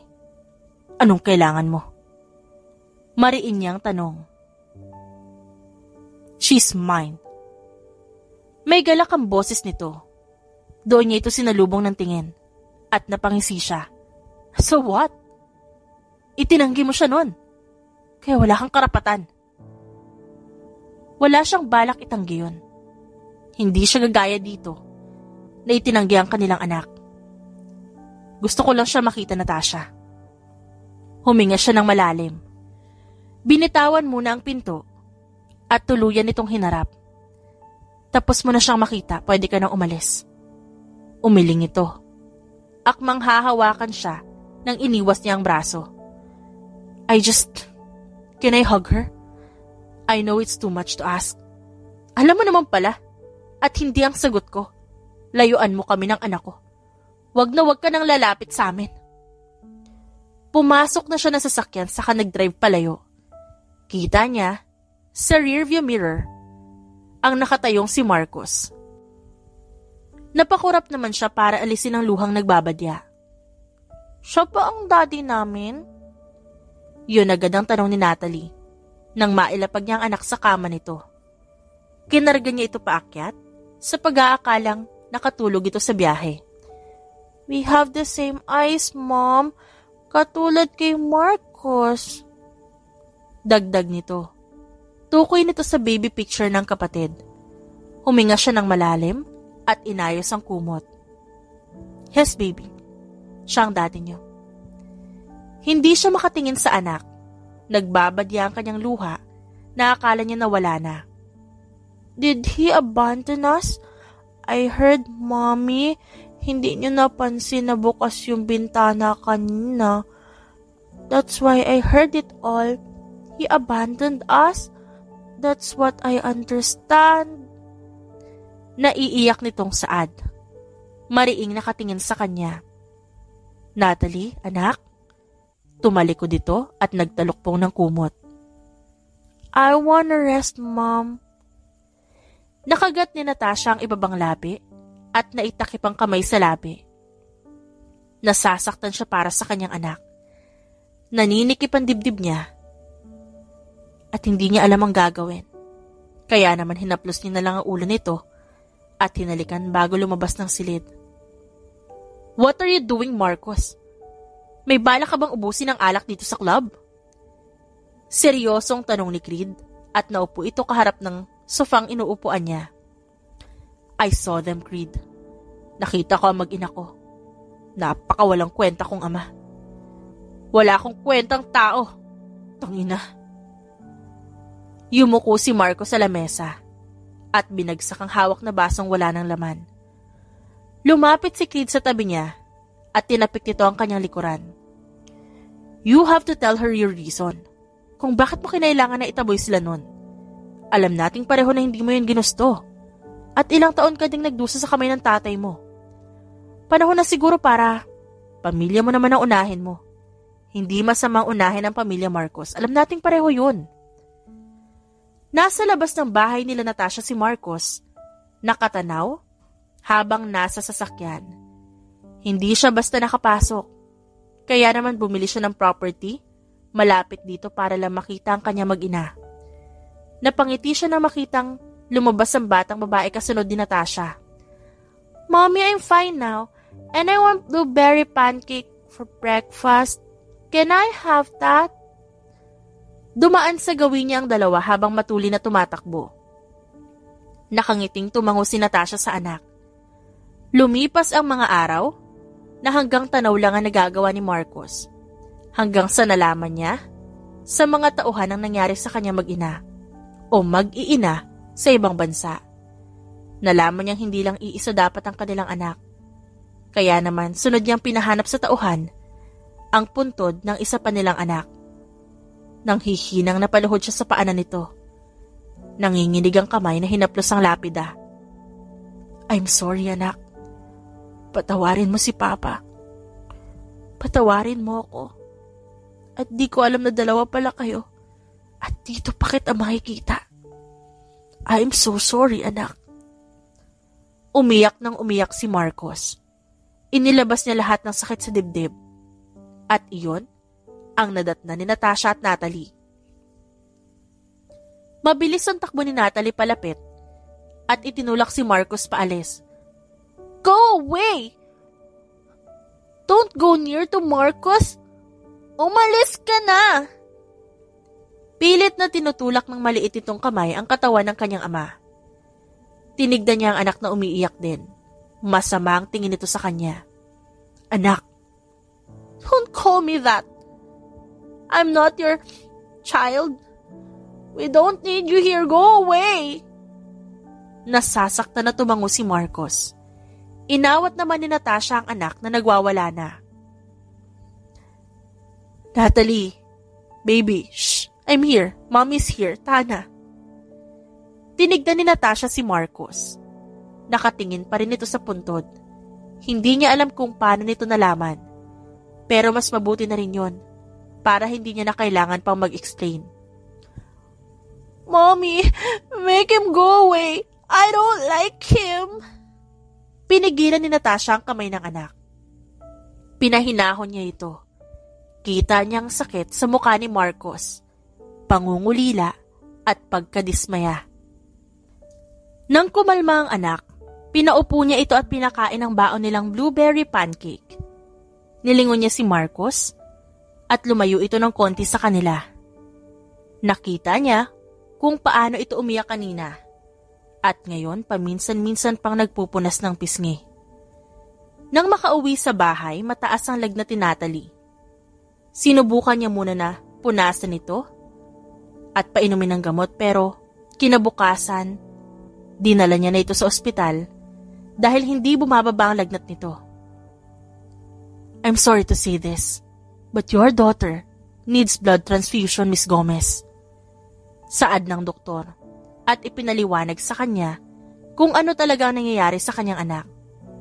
Dahil hindi compatible ang dugo niya sa anak, napilitan siyang lapitan na nag-iisang tao makakapagbigay ng dugo para kay Natalie. Dad, kailangan kong puntahan si Marcos. Siya lang compatible na makakapagbigay ng dugo sa anak namin. Pwede tayo maghanap ng ibang donor, Natasha. Hindi ka babalik sa lalaking yun, naintindihan mo? Umiling siya sa kanyang ama. Palabas na siya ng ospital na makasalubong ang mga magulang niya. Hindi ko alam kung mahihintay ko pang may donor na dumating, Dad. Nakapagdesisyon na po ako. Pupuntahan ko si Marcos. Buhay ng anak ko nakasalalay dito. Nawala na ako ng isang anak. Ayoko nang mawalan pa ulit. Mabilis siyang tumalikod at nilisan ng lugar. Kahit pa tinatawag siya ng mga magulang, nakarating siya sa bahay ni Marcos. Bukas ang gate kaya dumiretso siya sa loob. Napatigil siya sa pagpasok na makitang may ibang taong naroon. Marcos! Tawag niya dito. Sabay na lumingon ang mga ito sa kanya. Mabilis na tumayo sa pagkakaupo si Marcos at nilapitan siya. Hey, what is it? May problema ba? Bakas ang pag-aalala nito. Hinawakan nito ang kanyang siko. Mariin ang tingin niya sa babaeng kasama nito. Sumama ka sa akin. Kailangan natin mag-usap. Sagot niya. Tumayo ang babae at mataman siyang tinignan. May gagawin pa tayo, Marcos. Kaya hindi ka pwedeng umalis. Ito na lang ang paraan para tuluyan ka makalaya kay Tito. Pagsingit ng babae. Napataas ang kilay niya sa kanilingon ng katabi. We can talk about it pagbalik ko, Lauren. Sagot ni Marcos at nasa kanya pa rin ang atensyon nito. But, hindi na natuloy ang sasabihin ni Lauren nang hinila na siya ni Marcos palabas.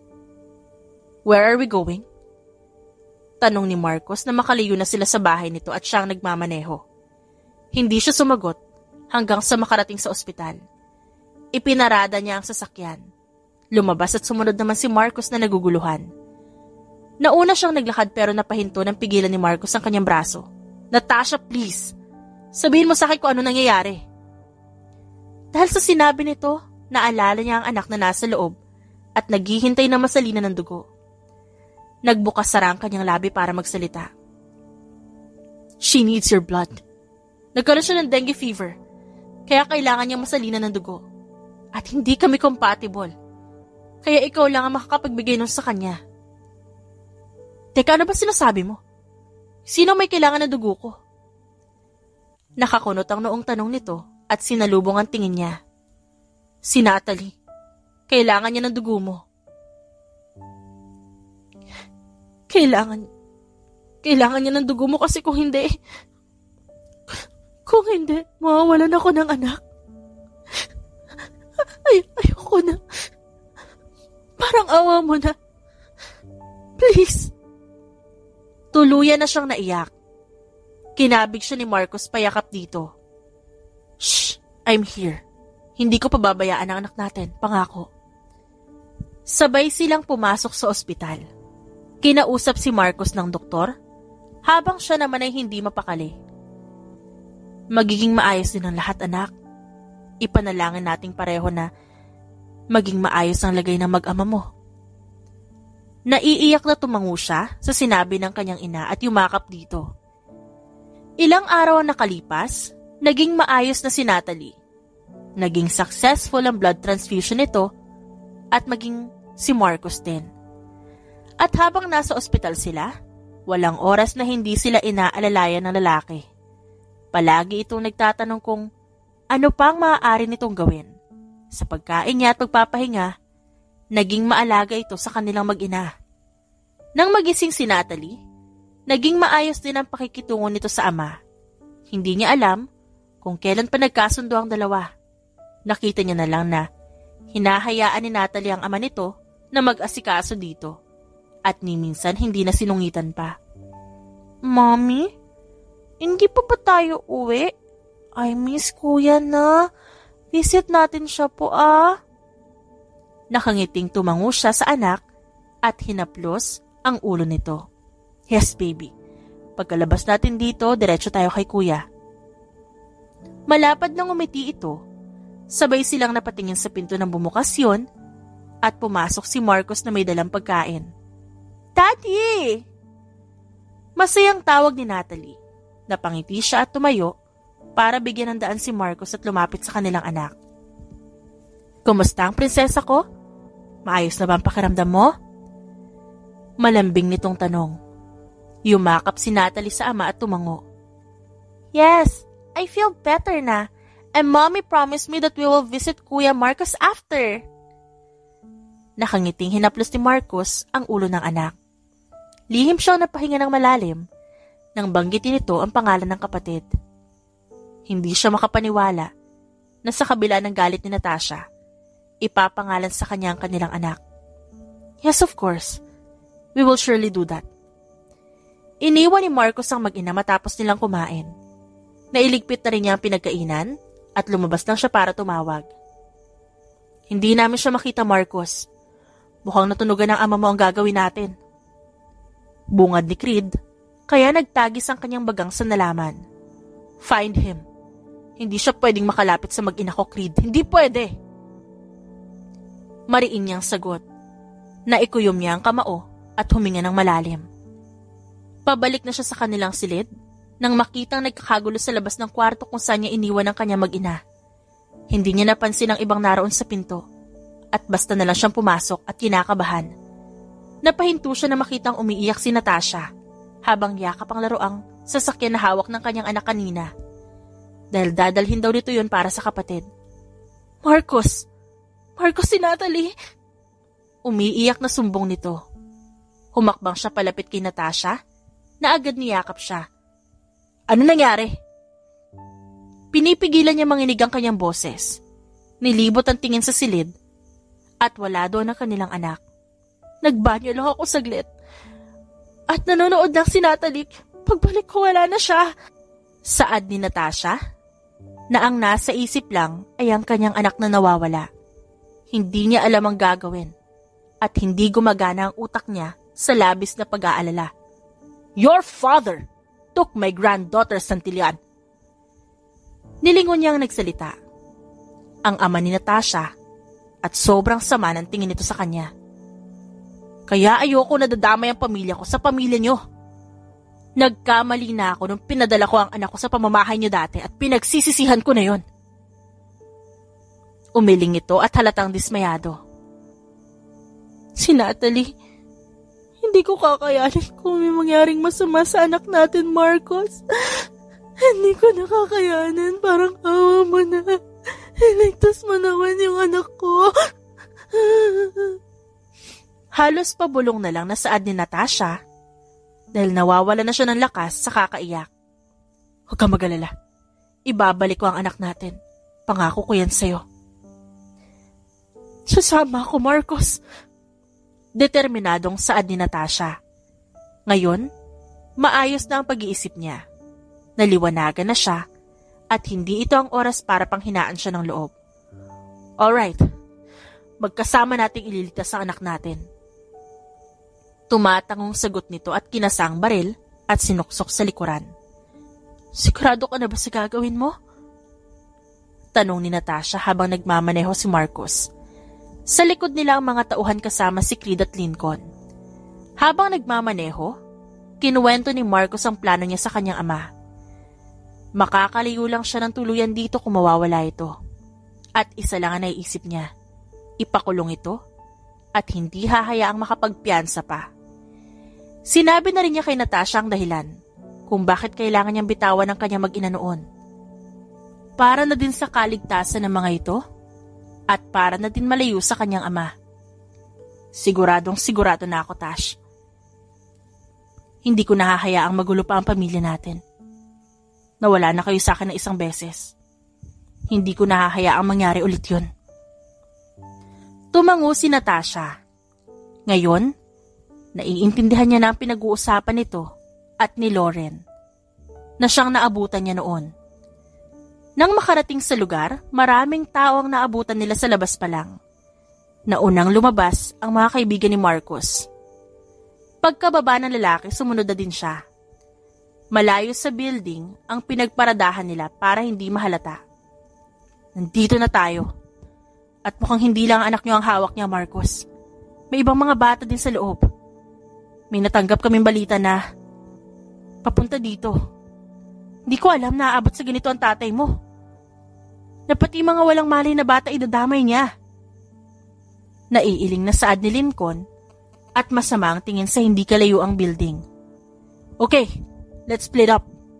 Last chance natin to para mahuli ang tatay mo. Hindi pwedeng pumalpak. Alam mo kung ano ang kaya niyang gawin kapag hindi pa natin siya mahuhuli ngayon. At nasa loob na ni si Lauren.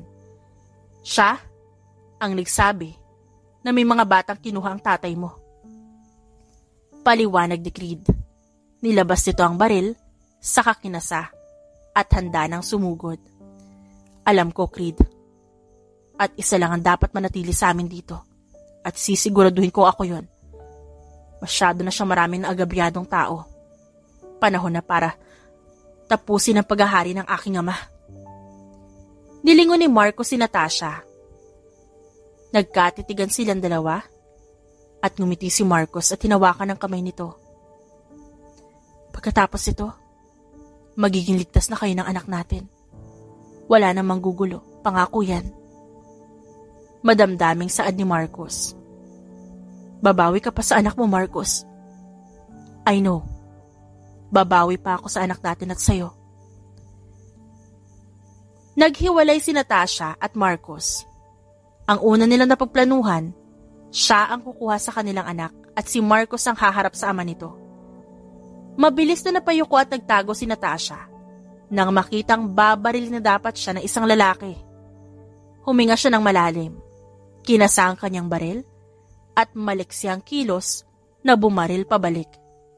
Hindi yun inaasahan ng kalaban kaya natamaan niya ito. Hanggang sa naging sunod-sunod na ang putukan na marinig sa buong gusali. Si Natasha, na nakikipagpalitan ng balas sa kalaban, habang palapit sa kwarto kung nasa ng kanyang anak. Habang si Marcos, nakikipagpalitan ng putok sa kanyang ama. Ang lakas ng loob mong traitor rin ako, Marcos. Lahat ng meron ka ngayon ay dahil sa akin.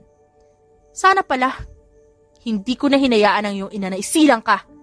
Sana, isinama na lang kita sa hukay niyang demonyo ka. Nang gagalaiting sigaw ng kanyang ama, nagtagis ang kanyang bagang dahil sa pagbanggit nito sa kanyang ina. Sana nga.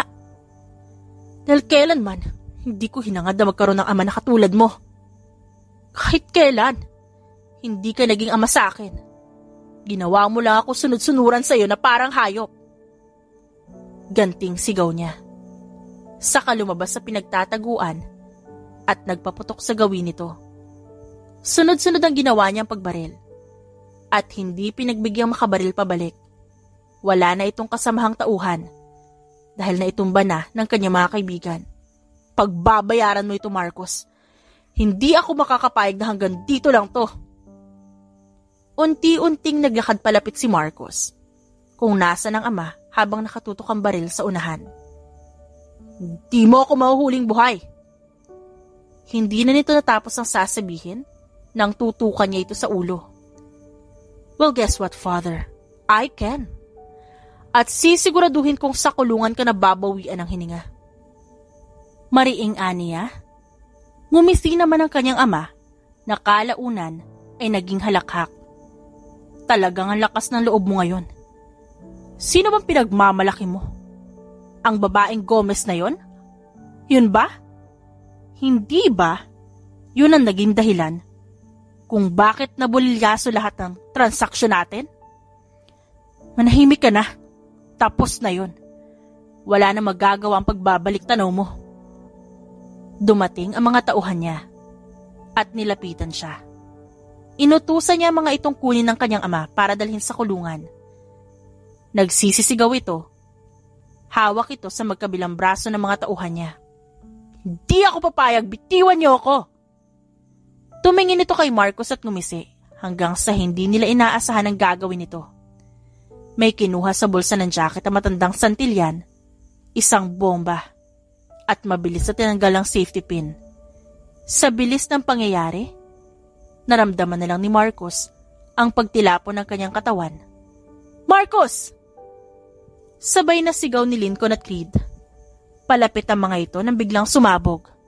Nakita nila kung paano may nawasak na katawan at ang pagtilapon ni Marcos at ng ibang tauhan na nakapaligid dito.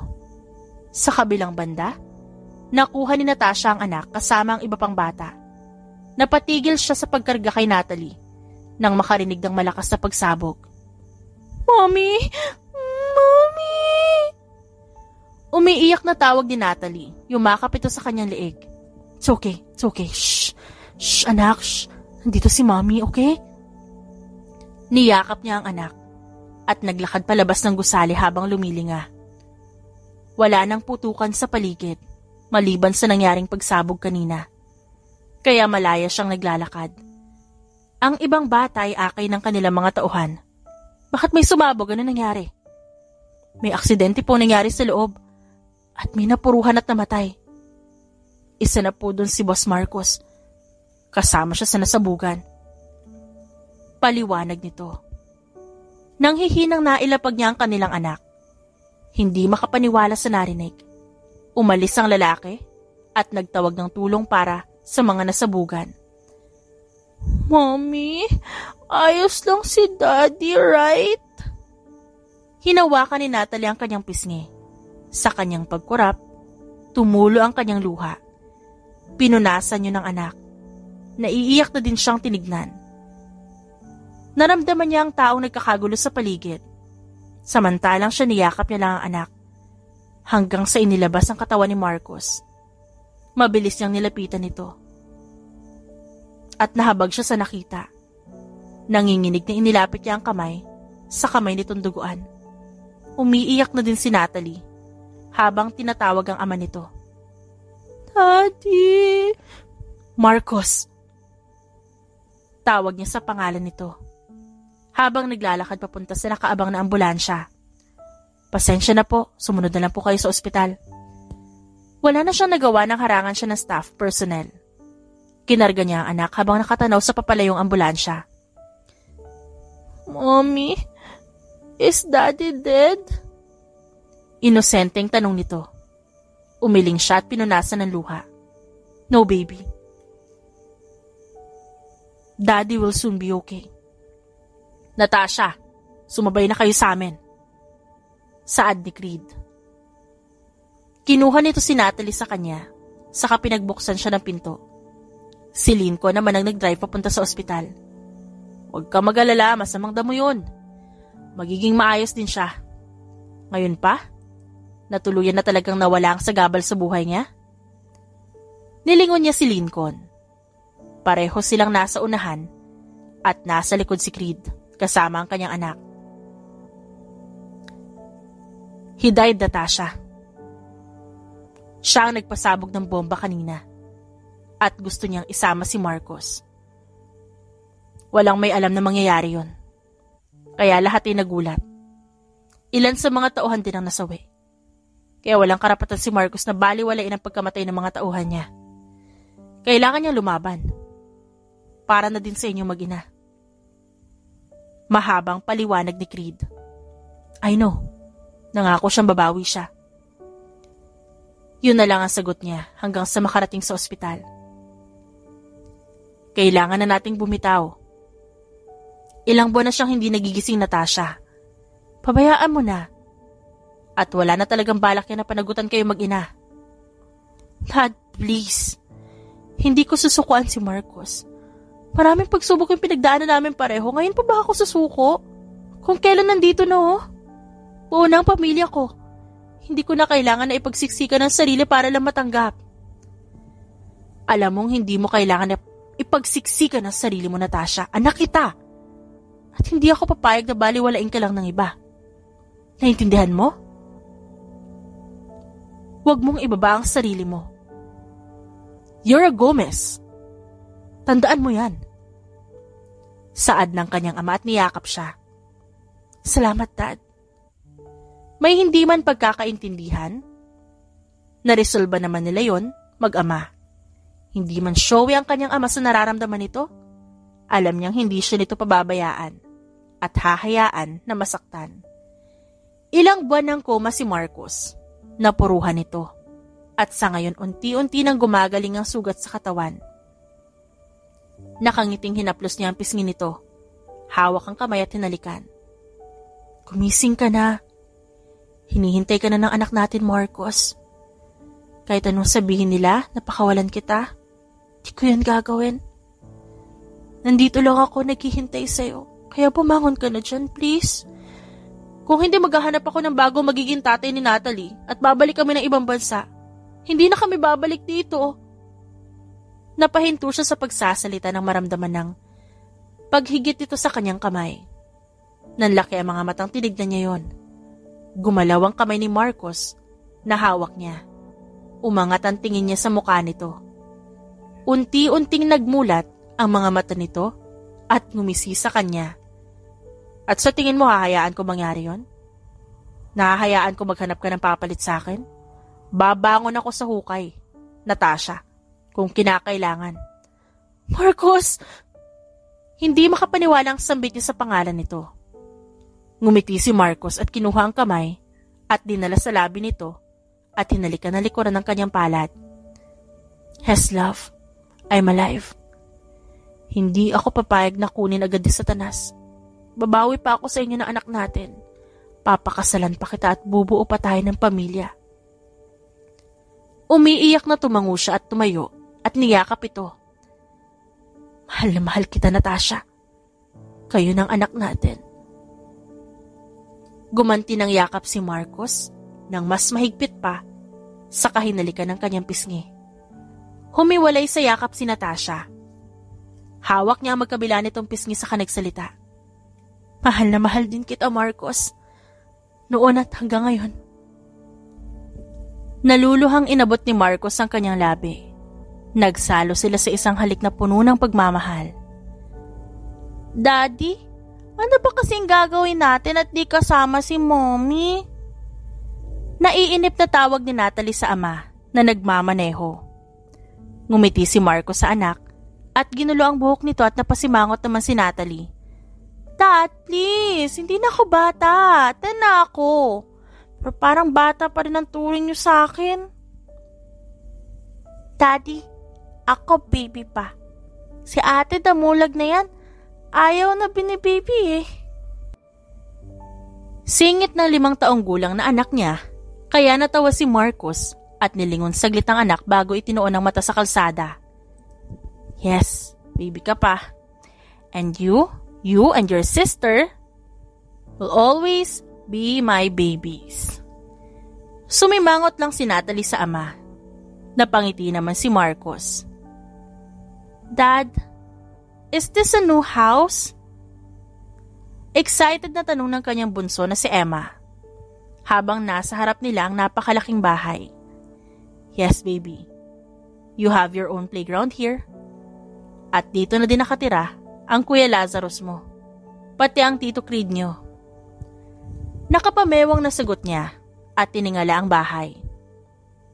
What are we gonna do here? Wala naman si Mommy eh. Nakakunot ang noong tanong ni Natalie. Inakbayan niya naman ang anak. We're going to surprise your mom. And you will help me. It's our wedding anniversary tomorrow. Kaya kasama kayo sa pag-sorpresa sa mommy niyo. Yay! I love surprises! Magiliw na pinagsiklop ni Emma ang kanyang dalawang kamay saka lumapit sa ama. Napabuntong hininga naman si Natalie at wala nang nagawa pa. Kinabukasan, naganap ang kanilang sorpresa. Sa tulong ng kanilang mga kaibigan, successful ang kanilang surprise. Habang nag-aayos ng dekorasyon, ang mga anak kasama ang mga lolo't lola nito, sila namang mag-asawa ang nagluluto ng pagkain. Habang ang mga babae, hinayaan nilang mamasyal para aliwin si Natasha. Palagi mo na lang ako sinusurpresa, Marcos, ha. Hindi ako masanay-sanay sa mga pakulo mo. At kinasabwat mo pa talaga ang kaibigan natin? Lahat ng to? At ang mga bata? Nangingiting saad ni Natasha habang nagsasayaw sila sa gitna at nanonood naman ang kanilang mga mahal sa buhay. Masanay ka na dahil habang nabubuhay ako, hindi ako magsasawang iparamdam sa iyo ang pagmamahal ko at sa mga anak natin. Happy anniversary, love. Binigyan ng isang halik ni Marcos ang asawa sa labi at niyakap ito. Thank you so much for coming into my life, Natasha. You are my salvation. I can't imagine life without you and our daughters. At muli silang naghalikan habang nagpapalakpakan ng mga tao sa paligid nila. Lumapit ang kanilang mga anak at niyakap silang dalawa. Matapos ang kainan, nagsayawan sila. Kasama ang mga anak at mga kaibigan, habang ang mga matatanda ay nakangiting nakatanaw lang sa kanila. Akalain niyo yun? Magkakaibigan din ang asawa natin? At isa pang revelation. Membro ng mafia? At mafia boss pa? Saad ni Grace habang hawak ang kamay ng dalawang kaibigan. Natawa naman si Eloise. Napailing si Natasha. Oo nga, ayos lang naman na maging mafia boss sila. At least pagdating sa atin ng mga asawa nila, tiklop naman. Saad ni Eloise habang natatawa at hinawi pa ang buhok at nag-inarte pa. Tumatawa silang tatlo nang lumapit ang kanikan nila mga asawa at agad na pumulupot ang mga braso nito sa bewang ng kanilang mga esposa. Nakangiting nilingon ni Natasha si Marcos. Puno ng pagmamahal ang tingin nito. Niyakap niya ang dalawang kamay sa leeg nito, saka tumingkayad para halikan nito sa labi. Nasabi ko na ba sa iyo ngayong araw na mahal kita? Tanong ni Marcos. Yes, ilang beses na. At mahal na mahal din kita. Kayo na mga anak natin, Marcos. Mahal na mahal. Hindi naging madali para kay Marcos na itaboy ang kanya mag-ina. Pero para sa kaligtasan ng mga ito, tiniis niya ang pangungulila. At sakit na nararamdaman. Lalo na kapag naalala niya ang mukha ng babaeng mahal niya nang itanggi niya ang kanilang anak. At ngayon, lahat ng sakripisyo niya nagbunga. Wala nang sakit. Nagkapatawaran na sila. At namumuhay na puno ng pagmamahalan. Sa buhay, hindi maiwasan ng makasakit. Lalo na kung mahal mo ang isang tao. Parte ng buhay ay ang makaramdam ng sakit at matuto mula dito. Because that only means you're living. We should be responsible. At maging mapagpatawad. At maging mabait sa kapwa natin. Dahil hindi lahat ng tao kayang ibigay ang kabaitan at kapatawaran sa mundong to. Pero sana, katulad ni Natasha, makuha natin sa sariling magmahal at magpatawad. The end. Thank you for listening to our Wonderful Stories Daily. Maraming salamat sa walang sawang pagsuporta sa aming main channel na Rendell Tagalog Love Stories. Kayo ang dahilan kung bakit patuloy kami sa pagbibigay ng mga kwentong kinagigiliwan ng nakararami. At kung nais nyo na iba pang kwento, magtungo lang sa isa pa naming channel na The Rendell Stories Audiobook. Don't forget to subscribe at sama-sama tayong ma-entertain, kiligin, at makisaya. Maraming salamat po.